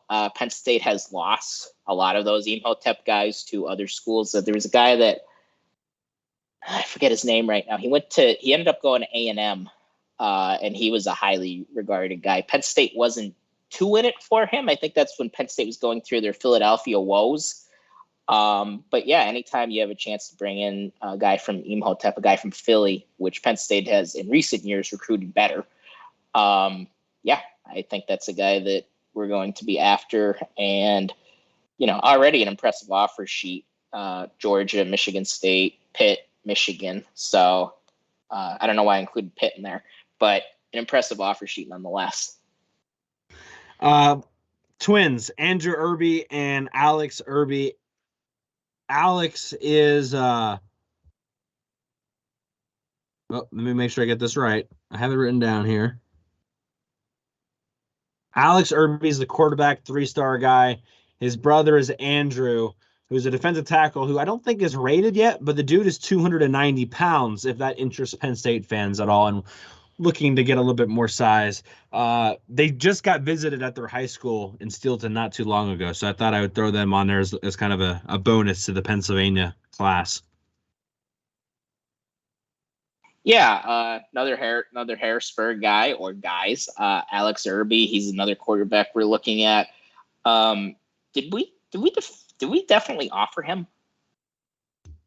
I don't know if there's an offer out there or not. Yeah, I'm not sure either. I know he's visited. I know he's interested in Penn State. I think there's a chance that we like his name. We just talked about yes. him, Samaja. Yes, I think been offered 5 days ago. Okay. Oh, then Yep. he just got the offer. So maybe that's why I wrote it down. Yep. So recently offered, and it looks like Penn State, they're hitting the ground hard recently on trying to offer quarterbacks. I think Corey and I were just texting that we've offered a lot of guys in the past week or so. Even the 2025 guys, there's been a lot of offers going out. Yeah, and that's tis the season for that. You finish one class almost. We still have a couple of guys we're in at 4 and 23, and then you're right on at 24 and 25, just like we are at Hardcore Penn State football. So James Franklin is as well. So they're looking ahead, and yeah, I think it's important. I wonder, do you think we'll bring in 2 quarterbacks? I think there's a chance. If the shoe fits. Yeah. If the shoe fit, I don't think you're going to take, and this is no offense to them, I don't think you're going to take Samaj Jones and Alex Irby, for example. I would agree with that. Yeah. But, but what do I know? Yeah. I mean, if I want to get the name right here, if Jaden Davis wants to come, sure. I mean, You could find room for a 5-star quarterback, but spoiler alert, I don't think he's going to come, and I think we're probably going to end up with Jones or Irby, which isn't bad, but that's what I'm expecting. Okay, rapid fire out-of-state guys now. Chance Wiggins, wide receiver, top 7 in the state of Virginia, 4-star guy. He's visiting this weekend. Quote, Penn State is not just going to help him become a better athlete, but a better person as well. And that's from Blue White Illustrated. So that's an interesting quote that a young man like that is already kind of thinking in that way. I'm just going to name another wide receiver while we're here. Brandon Witten, IMG guy, 3-star guy, top 60 wide receiver. He also visited this past weekend. What are your thoughts on those 2 guys? Yeah, I really like Wiggins. Another big guy, 6'3", already, 185. Possible that he could still grow another inch or 2, or maybe 6. Just kidding, probably another inch or 2. And yeah, to have somebody whose character is already talked about that glowingly, I mean, that just speaks to the maturity of a kid that's 16 or 17. You don't always get that. So definitely somebody who I think Penn State would take. And yeah. Let's go. I really want to talk about this guy. 2 guys, offensive linemen, offensive tackles in the 2024 class. Ethan Galloway, 4-star guy, number 5 from North Carolina. He visited this past weekend. He also visited on November 26th. He is 6'7", 300 pounds. And then Nair Daniels, offensive tackle, 3-star guy from New Jersey. He is 6'7", and currently 370 pounds, according to Ryan Snyder as of yesterday. And he visited this past weekend as well. So 2 big offensive tackles. I mean, 3.7. That's obviously not all good weight, but I mean the fact that you have the structure for that, Sean. I mean, we're talking about offensive linemen now, right? And the region is high on these guys. Talk about 2 guys that you would love to bring in. North Carolina, not necessarily a hotbed for Penn State, but again, they visited on their own dime this weekend. At least Ethan Callaway did, all the way from North Carolina. So what are your thoughts on those? And let me just throw in Blake Frazier, since we're talking offensive tackles real quick. 4-star guy from Texas. He came all the way from Texas on his own dime to be at Penn State. Top 20 offensive tackle, 6'5", 260. And he looked really good in the blue and white. His pictures on Instagram were really cool. So what are your thoughts on those 3 offensive tackles? We asked for true tackles. Phil Troutman's trying to bring us true tackles. God, 6'7", 370. I mean, like you said, it can't all be good weight, but I mean, if you could carry it, and he's getting attention from a lot of schools, Florida State, Michigan, Florida, Penn State. Yeah, I mean, he's from the footprint, which helps. Nair Daniels, I'm talking about. So that definitely helps. And Callaway is the more highly recruited guy. He's been on campus already a couple times. So to be able to get a guy up from the Carolinas, which if you've ever driven to the Carolinas from Pennsylvania, the state of Virginia is an eternity to get through. So that means you're interested, especially if you do it twice. And yeah, I mean, I think you have to feel pretty good about both of them. And then, Blake Frazier as well. Another top 20 offensive tackle from the state of Texas. I mean, we all know Texas football. They're kind of insane, Texas high school football, in my opinion. So, these are 3 true tackles. And Penn State's probably going to try to take 2 tackles in this class, if I had to guess, at least 2. Because as we know, as fans know, we want more true tackles, and I'm positive Phil Troutwine and James Franklin want true tackles, and all these guys fit the bill. Yep. Let's I'm excited for those guys, honestly. Let's go Ryan Gay, and if you're trying to look this up on your own, it's Ghea. Ryan Gay, I believe that's how you pronounce it, from Milton, Georgia. Visited this past weekend, 6'5", 220. He seems like a prototypical tight end. I think he's a guy who could creep up the ratings pretty quickly. I really like that guy. Thoughts quickly there, Sean? Yeah, he's one of these guys that we talked about just recently offered, I think on January 15th, after attending the junior day, from Georgia. And I have made the drive to Georgia. He might have flew, but I've made the drive to Georgia. That is a haul. I hope for his sake he flew. And I would love to get him. Already good size, 6'5", 220. That's about how tight ends these days are coming in. Usually in the 220 range, sometimes lower, and already at 6'5". So he's only a 25 guy. So it's possible he could get up to 6'6", 6'7", because he already has almost a college ready. Those are college ready, like walking in as a freshman ready tight end size and weight. So to get anybody up here from the South, I think that's very exciting. Got 3 defensive backs for you. Kaj Sanders, who technically is an athlete, but Penn State wants him at defensive back from New Jersey. He visited this past weekend. Willie Love, a safety from New Jersey, 4-star guy. He visited this past weekend. Then he also visited Rutgers.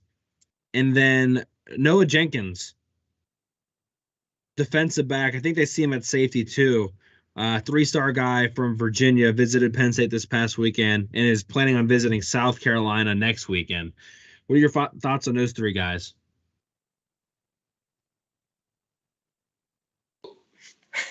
Sanders really stands out to me. Another Jersey guy from Bergen Catholic, which is this big powerhouse school out in Jersey.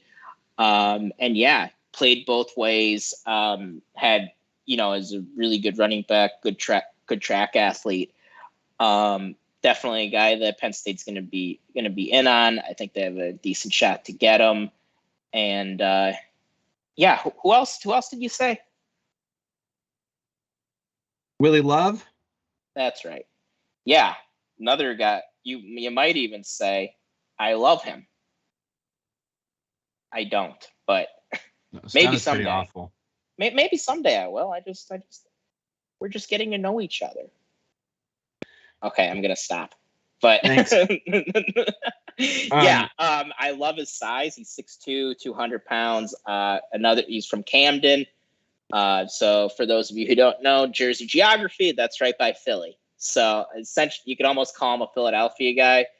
Already an impressive offer sheet. I think when you see Georgia on it, you get a little afraid that, especially being that Kirby Smart for the most part kicked our butt last year on the recruiting trail, and we had a good class, but Kirby was just there. I mean, at almost every turn, and it's tough beating now the 2-time champs. So it's going to be a battle for him down the stretch, but hopefully Penn State could reel him in. He's the number 1 player in Jersey, according to 24/7 Sports.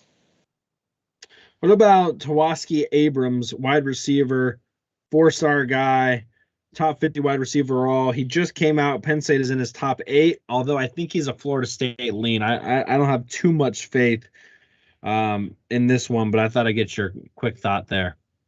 Yeah, it looks like he's probably going to stay down south.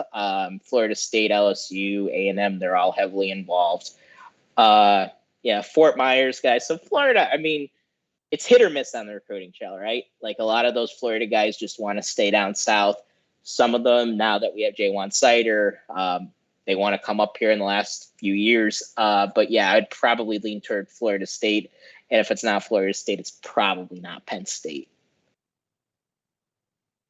Okay, let's finish with linebacker Gabriel Williams, 4-star guy, edge linebacker type, visited for the whiteout, just visited Virginia this past weekend, and he was actually at Penn State's junior day last year. Thoughts on Gabriel Williams?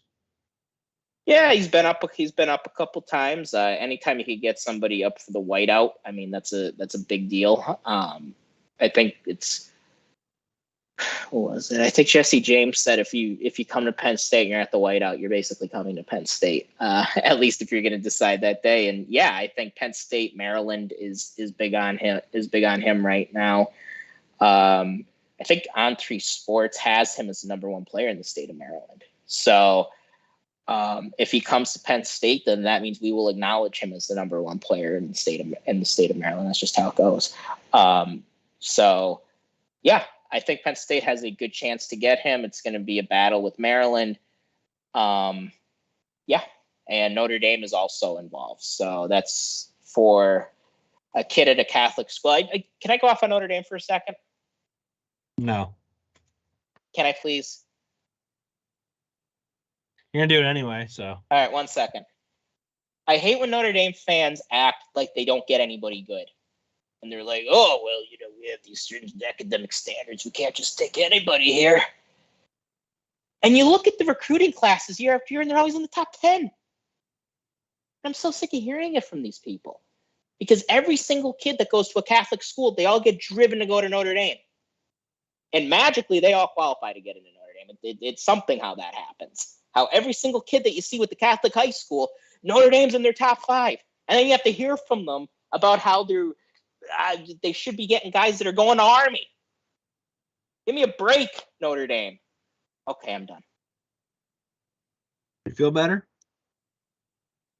No, because they're insufferable people, especially where I live in Northeast PA. Oh, and they talk down to you like you're a moron if you go to any other school. Like, oh, well, at Notre Dame, I mean, it's only us in Stanford that have to worry about these high academic standards here. Give me a break.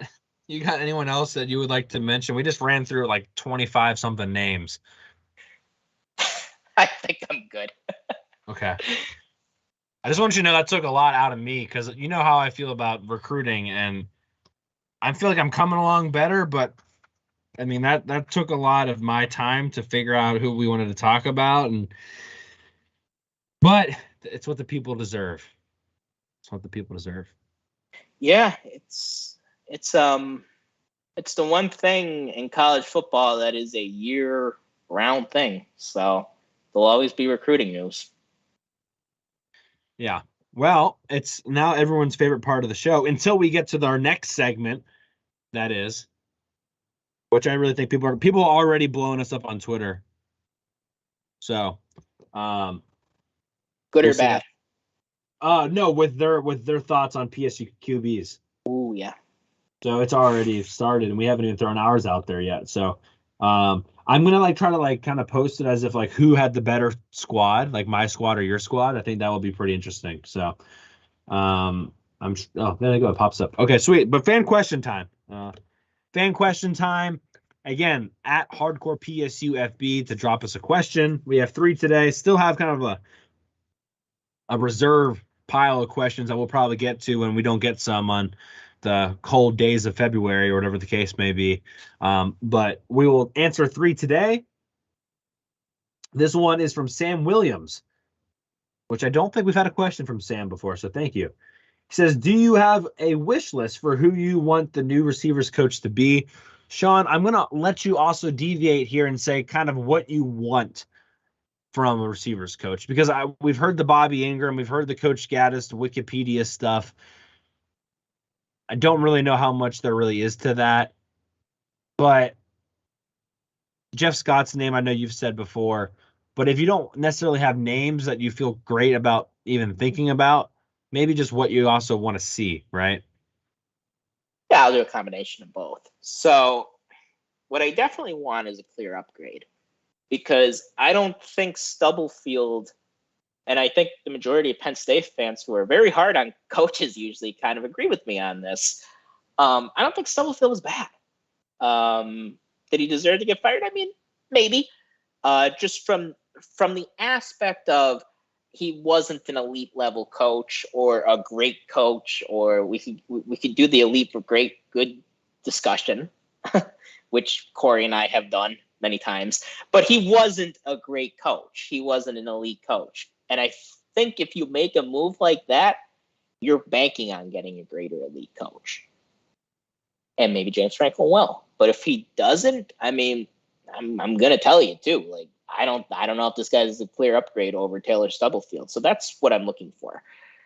The names that have been tossed around, Scott from Clemson. Jeff Scott from Clemson, who recently coached at USF. I mean, he didn't go so well, but that's okay. I mean, the guy is one of the best receivers coaches in the country. He's widely acknowledges that, and USF's a hard job. Another guy that has been talked about is Jamarcus Shepard. He's from out in Washington. He was one of the Wikipedia people who it changed from Washington to Penn State. That's not true. That's just random people for those of you who don't know. Gaddis, I mean, I would love Gaddis to come back, but I got to see something more concrete, because number one, he's not going to just leave Miami to as an offensive coordinator to come coach receivers at Penn State. That's not going to happen. If they were to part ways with Gaddis, I mean, sure. Yeah, you have to at least put in a call for him, but the guy just won best coordinator in the country, the best coordinator in the country award 2 years ago. I don't think he's going to be running back to be the receivers coach at Penn State and take what he would probably think and what would be thought of as a step back. I can't see that happening. I would love it, but I can't see it. And then the other guy I'm going to talk about is Bobby Ingram. I don't know if Bobby Ingram is a clear upgrade over Taylor Stubblefield. I just have to be honest with everybody. He's maybe the GOAT receiver at Penn State, not taking anything away from him there. But he coached in the NFL for a while, and then he is currently the offensive coordinator at Wisconsin. And Wisconsin, I'm not going to hold the offensive coordinator thing against him because he wouldn't be the offensive coordinator here. But I just don't know if he gives you that clear upgrade especially in recruiting, that some of the other guys would. So he probably, out of those 4 guys that I talked about, he'd probably be last on my list. Yeah. And I just, again, wanted to mention Calvin Lowry was hired as a Calvin Lowry, too. Yep. Yeah. Maybe they just promote. We'll see. I don't think you fire Stubblefield the way you do if you're just going to promote from within. Yeah, I wouldn't like that either. But Nothing against Calvin Lowry, but I don't think he's a clear upgrade over Stubblefield. Yeah, I agree with that. There's a couple names of some guys in the NFL. We'll have to wait and see on that one. There's not been very much noise, which is interesting. Take that for what you will. Let's go to under the radar for next season from a very long time listener, Mr. Einstein von Braun. What is something that's considered under the radar that people should keep an eye on before next season? Which I think is an interesting. You can go a lot of different ways with this. I'll go ahead and tell you, I think Kaytron Allen's going to go under the radar. I think there's going to be a lot of hype towards Nick Singleton and Drew Allar next year, especially as we get closer and closer, right? And I think people are going to forget about what Kaytron Allen brings to the table. And I think Kaytron Allen is going to single-handedly prevent Nick Singleton from getting as much love as he probably deserves, right? I think Kaytron Allen is just going to demand carries. And I know just the way Nick Singleton is trending right now, especially after the Rose Bowl, he's a much more household name than Kaytron Allen is outside of just the Penn State fan base. And I think people are going to forget about Kaytron Allen, and I think they're going to be wrong to do it. And I don't know if that really is under the radar, but I think as you see the hype for Penn State grow throughout the summer, Kaytron Allen's name is not going to be brought up enough. I don't know if that's a hard answer, though, but that's my thought. No, I like it. I see where you're coming from for sure. I would go to safeties in general. Keaton Ellis, I don't think we've seen his best football yet. And he's a guy who's been here a long time, but I think he's going to have his best year this coming year. And then you look at the young guys that could be the others, and I think they're all going to play, guys that haven't even stepped on the field barely, like Mekhi Flowers, who we haven't really talked a whole lot about because he just hasn't played much. KJ Winston, Zachy Wheatley. I think one of those guys is really going to blow up this year. I'm not really sure which one yet, but I think it's going to be one of them that steps up in that, kind of gets the torch passed to him from Brisker, from Jair Brown to him. And I don't know which one it is yet, but I think it's one of those guys I think is going to be special. So I would go to safeties right now. That's a good one. I like that too. Yeah, I like all of them too. That's the thing. I like Ellis. I like Wheatley. I like Winston. I like Reed. Yeah, it's a fun group of guys. Reed too. Yeah. So, all right. Final question. Kind of out there from Lucas Powers. How worried should Penn State be about Wisconsin under Luke Fickell, who just took the job at Wisconsin, in coming years? Sean, my thought is this. Penn State shouldn't be that worried. I think, if anything, Ohio State should be more worried because he's going to recruit Ohio State extremely well. We're talking about like 2024 regions.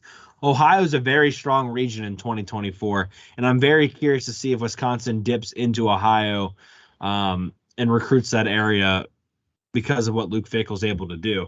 I think if you're in the West, you have to be extremely concerned, right, about what Luke Fickell potentially could make Wisconsin into. But honestly, Penn State, I don't know if Penn State should be really concerned, right? Penn State, to put it any other way, has bigger fish to fry at this point.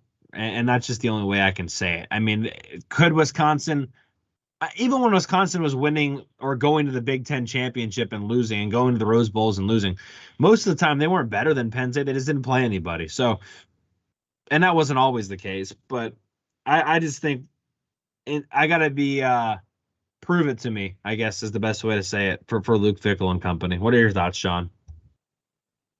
I'm going to disagree with you a little bit.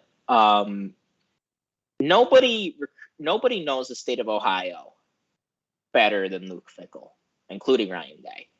And if you're a Luke Fickell, and I think the reason they hired him was they want to take Wisconsin into the 2000s a little bit, not the 2023, but into the 2000s. And I think they want their team to look more like a Utah and get away a little bit from the power eye stuff and still have that aspect, but I think they want a more modern team. And I think they're going to combine what they did well with the Paul Chris, going back to Barry Alvarez, in recruiting the right type of lineman, that power lineman that could play in that power scheme, but give it a more modern feel.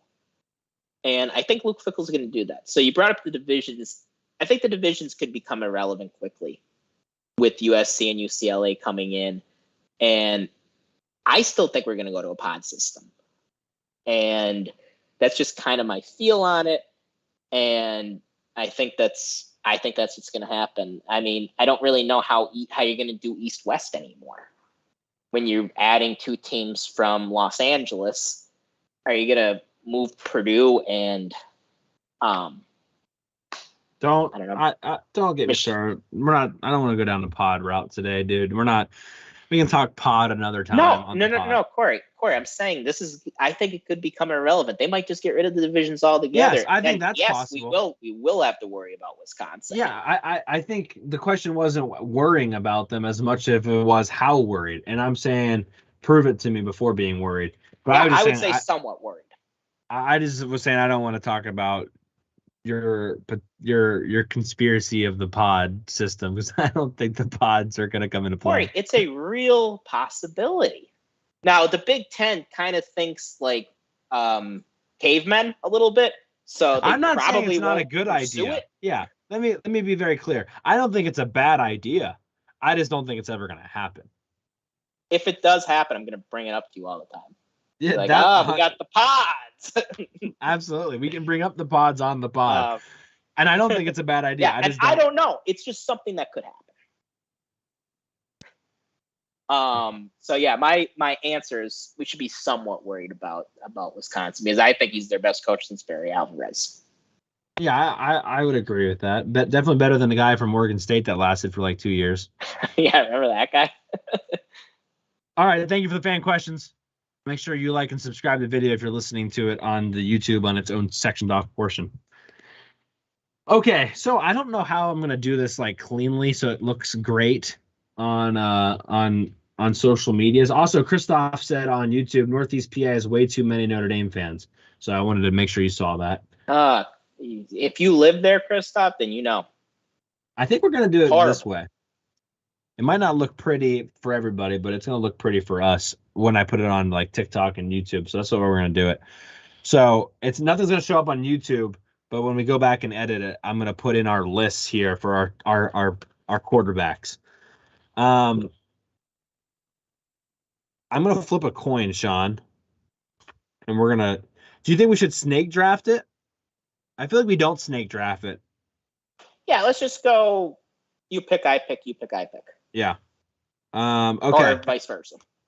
Heads or tails, Sean? I'll let you have the honors. Tails. It's flipping. It was tails. So you get to decide if you want to go first or second, I guess. I'll go first. Okay, don't start yet. Okay, so Penn State quarterback draft. Doesn't matter how you want to do it, Sean. Best quarterbacks, I don't really care. Mostly college centralized. I mean, I don't think we care about their NFL careers that much. Not like Penn State quarterbacks had great NFL careers for the most part anyway. But Penn State football quarterback draft. Sean, you've got the first pick. Let's hear it. Well, I'm going to go with the guy who led Penn State's most prolific offense ever, and that's Kerry Collins. Collins only had one great year, to be clear, the 94 season, in which he led Penn State to a 12-0 season in a Rose Bowl. Was top 5 for the Heisman Trophy. I don't know if he was invited to the ceremony, but he was top 5 for the award. And just probably the most talented passer Penn State's ever had, and he didn't lose a game his senior year. So that's the guy I'm going with first. I don't think you can go wrong with Kerry Collins. Yeah, that was my number one pick too. I agree with you. I think Kerry Collins pretty clearly number one. I think it gets trickier from here on. Yep, lots of directions now.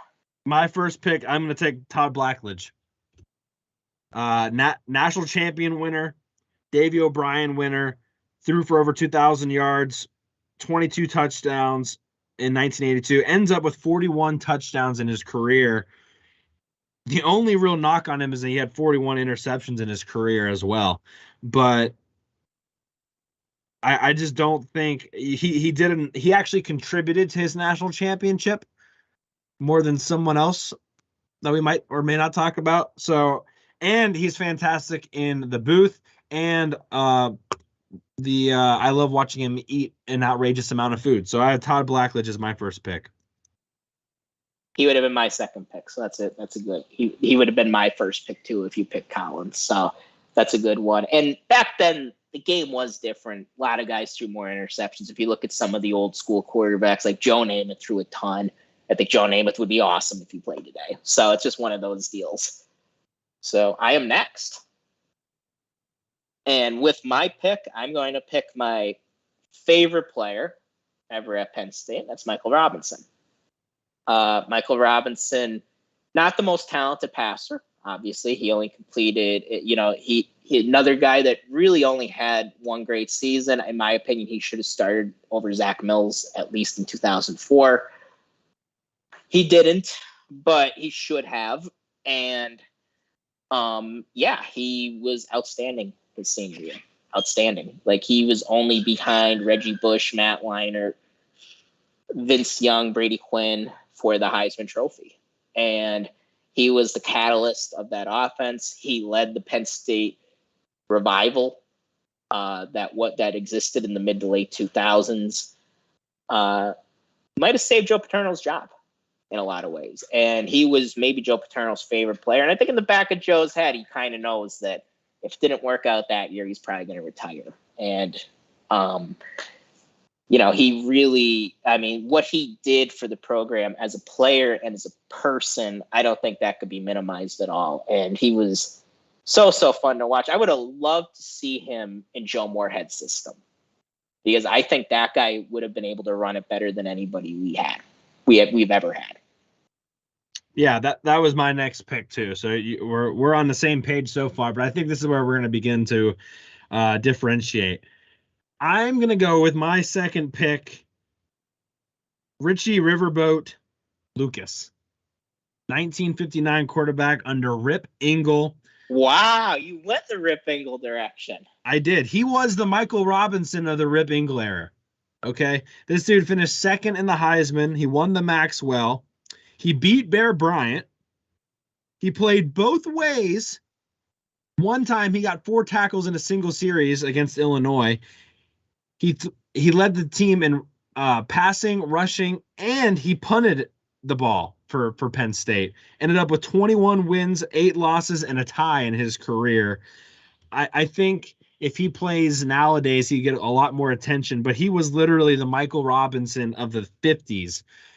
No one's going to really think about this guy, but as far as doing everything for a team, literally everything, Richie Lucas is, there's a lot of Penn State quarterbacks that didn't do anything for their teams and are more well known. Richie Lucas did everything for Penn State. I have him at 4, or I guess second in my pick. I can't lie, I like the pick.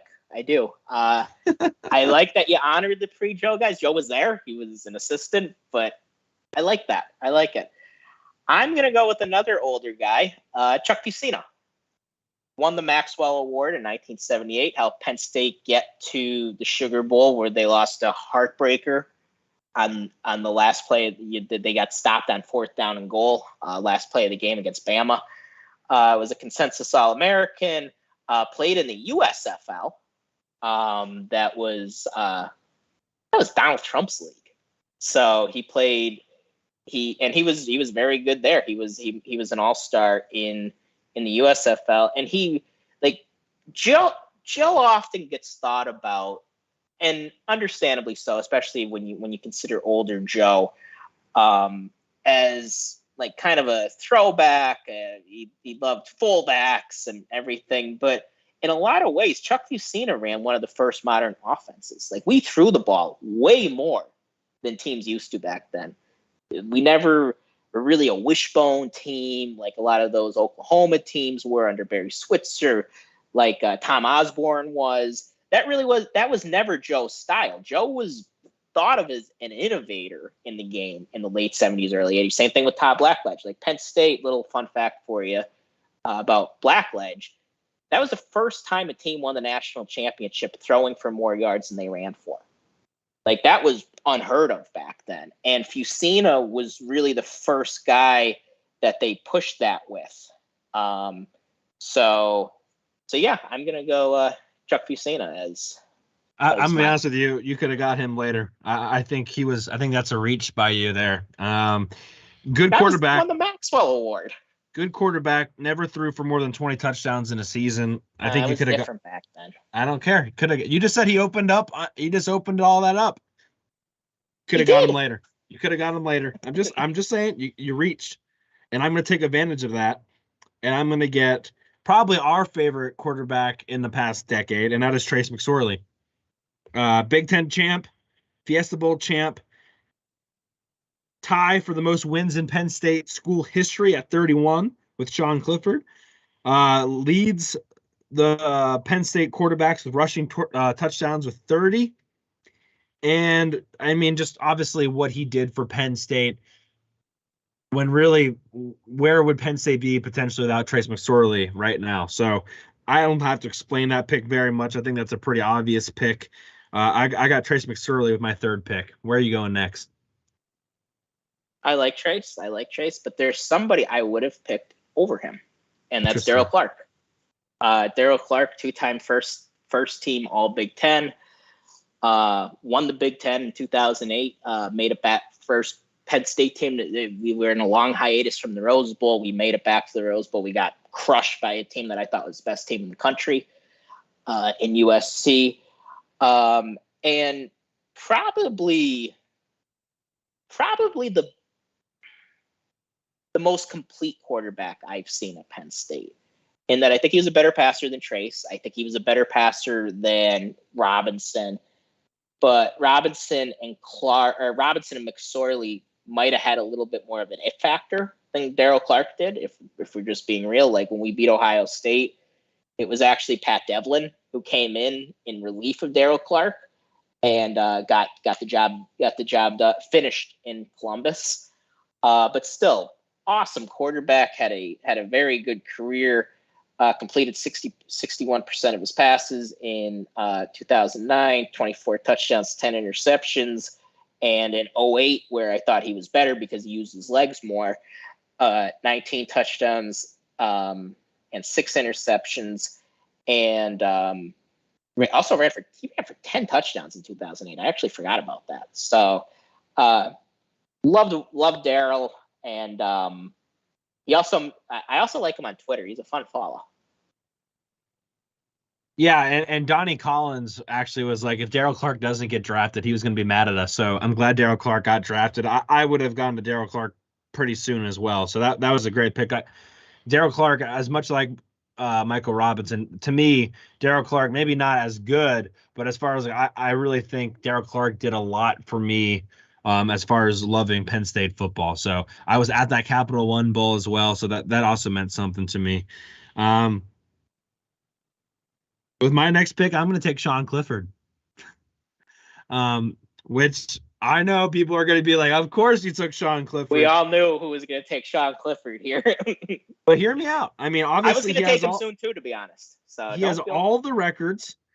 He has the Cotton Bowl win, and he's the only other Penn State quarterback besides Kerry Collins to win the Rose Bowl, who's obviously the first on this list. I know he played for a long time, but you can't argue the stats. He leads in pretty much every passing category. He's tied for the most wins of Trace McSorley.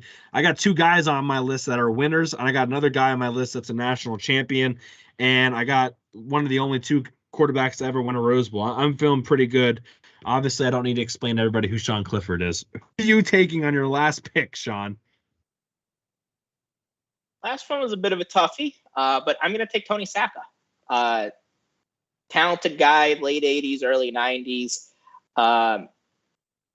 Beat Notre Dame in 1990, ruined their national championship hopes. That's always just going to warm my heart. 21 touchdowns and 5 interceptions in 1991. Completion percentage of 58%. I think that would have been higher today. Talented guy, was number 1 recruit in the country out of high school. And he started, I don't think he starting the 88 season. I think one of the older fans might want to tell us that. But he started in games in 88, 89, 90, and 91. And we all know Joe wasn't crazy about starting young quarterbacks at that time. So, and he ended up being a 2nd-round draft pick. So I'm going to take the man from Jersey, Tony Sacca. Yeah, that's a good pick. He ended up with 41 touchdowns, like you said, 6,000 total yards. I had him at 9th, so you took him exactly where I would have taken him at 9. So that was pretty good. I guess I get Mr. Irrelevant here, which I don't necessarily think is fair. Brock Purdy's good. That's true. That is true. Brock Purdy is good. I think people are going to be. I mean, I don't know how to describe this last pick because there's a lot of guys that are not going to make this list, and I don't really know what to say, like, because there's so many guys on here that you could say deserve to be on like the top 10, if you will, or our top 5, but you can't have them all on there. And I don't necessarily know if he's the best, but I'm going to go with Wally Richardson to round out this. Which I like it. I don't, statistically, he wasn't fantastic. He had over 4,000 yards, 27 touchdowns. He didn't throw the ball extremely well, but I mean, I have some silly stats here. Like, he's 2nd for a while with completions thrown at like 33. He still works with Penn State, obviously, academically. I don't necessarily have a good reason for why I took Wally Richardson, but I think he's a fan favorite. I think he's going to sell. I think he's going to sell seats. I think he's going to sell seats in my Penn State quarterback for my Penn State quarterback team. A lot of older fans really like Wally Richardson, so I think that has to tell you something. Like my dad and my grandpa, like they're like Wally was underrated. Like Wally, you always felt like he had a chance going into games, and he was one of only 2 quarterbacks. Let me make sure I'm right. No, 3 quarterbacks if you're counting COVID year to win in Ann Arbor. Like he went into Ann Arbor when Michigan was at their peak and beat them. And he beat Ricky Williams and the Texas Longhorns in the Fiesta Bowl. I mean, he had a good career and he was a winner. And I think that's kind of why people liked him, because they saw him as a winner. And I like the pick. I probably would have went, we could probably do honorable mentions. Yes. I probably would have went Zach Mills. But Zach had an unfortunate career. And for those of you who are a bit younger, who might be in college now, he was the quarterback for those 03-04 seasons. But what happened to him was he got hurt at Wisconsin. He hurt his shoulder, and he scored a touchdown on the play, and he was never right after that. He never had zip on the ball after that. But before that, he was a lot like Trace McSorley. He could run around. He didn't have the biggest arm, but he was a gamer. Another guy that you just kind of trusted week to week. And then 03 and 04 happened, and he just wasn't the same guy anymore. So he had probably the most unfortunate career out of any Penn State quarterback. Yeah, I had Mills pretty far down my list. I'm going to be honest with you. I know he was a finalist for the O'Brien 3 times, 41 touchdowns. I was just going to say, last thing about Wally Richardson, kind of reminds me of Trace McSorley to a certain degree, like just like that kind of winner aspect of it. And he also beat the hell out of Auburn back in the day. So that's something that maybe it resonated with me as well. So that was my final thoughts there on Wally Richardson. But yeah, I think there's a bunch of, I had, for example, I had John Schaefer above Zach Mills, and Schaefer was awful, honestly, but he did win a national championship, and it means something, right? I mean, you could argue they would have 2 back-to-back fantastic seasons if he does anything against Oklahoma in the previous year. But in 1986, 18 touchdowns, 24 interceptions, I believe. Just was just not great. But he won a national championship, and I think that does matter, Sean. And in that Miami game, although he didn't do anything great, he also didn't do anything bad to a certain degree. And I think in a pressure situation like that, that does deserve something. So I had him there. Chuck Burkhart in the 60s, he had 2 undefeated seasons in a row. Didn't get much love from us today. John, oh man. John. Hufernagel. Ah, right. I had him high on my list too, just didn't make the cut. 6th in the Heisman, won the Cotton Bowl against Texas. First quarterback, mind you, to throw for 2,000 yards in a season at Penn State. So a little fun fact there. But those are some other guys. Did you have Matt McClain on your list anywhere? McClain's probably an honorable mention. And I'm not that big of a Matt McClain fan as a person, to be completely honest with you. But he had a really good senior season, thanks to Bill O'Brien and Allen Robinson. But you have to give him credit. Like, he got better when he got real coaching, and you have to give a guy credit for that. Yeah. And then I like your, how do you say his name? Hufnagel? Yeah, I think that's how you, yeah, I like that pick as an honorable mention. Yeah. And another guy that when I was first growing up and watching Penn State that I liked, but he was a flawed quarterback. I don't even think he'd make honorable mention, but I think in the right era he would have been better as Rashard Casey. Just wasn't much of a passer, but I think in the right era he would have been better. Like I think he was the first one to play shotgun at Penn, to work from the shotgun at Penn State. So that just shows you what he was going into. Yeah, Hufnagel, he is the coach of the Calgary Stampede right now, and which is where Tommy Stevens is. So kind of full circle there. Interesting. Sean, any final thoughts before we get out of here? Hopefully you guys enjoyed that as much as we did. Long episode today, but hopefully you guys enjoyed it. We talked about a lot. Yeah, I mean, I think especially that quarterback discussion, that's just something that you guys, your buddies at the bar could talk about for hours and hours, and it's fun. So definitely let us know on Twitter, and then talk amongst yourself. Like, if you're going out on Friday or Saturday night, you're like, all right, your top 5 Penn State quarterbacks, go.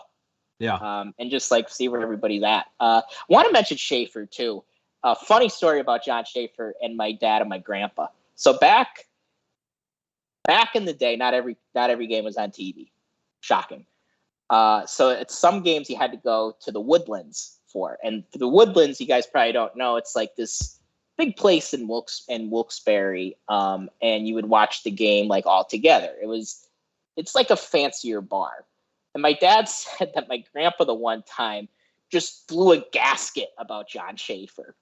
And just it was one of those things where everybody's staring at him, and I could definitely see myself doing the same thing, because I think they just got so sick of watching him just be inept with an otherwise awesome team. But I mean, like you said, you do have to consider him, because the guy made it. We were number 2 when we played, or we were number 1 when we played Oklahoma. We lost that game partly due to John Schaefer, but we still made it. We had a chance to win it. And then we beat Miami in '86. Not really any more to do with the 5 interceptions from Vinny Testaverde that we beat, and Jimmy Johnson just insisting to keep throwing the ball on us for whatever reason. But he didn't lose us the game, and Vinny Testaverde lost the game for Miami. So I think you have to at least have him as an honorable mention. Yeah, I agree. Well, we're gonna get out of here. Make sure if you've gotten this far, you've liked the video, you've subscribed, drop us a 5-star review on Apple Podcasts. We will send you a sticker and read it on the show if you do. We'll be back next week, probably with a bunch more top shelf news. Sean, any final thoughts before we get out of here? No, have a happy Wednesday, everybody, and we'll see you next week. All right. Well, for Sean Kane, I'm Corey Listoki. You've been listening to Hardcore Penn State Football. Until next time, bye, everybody.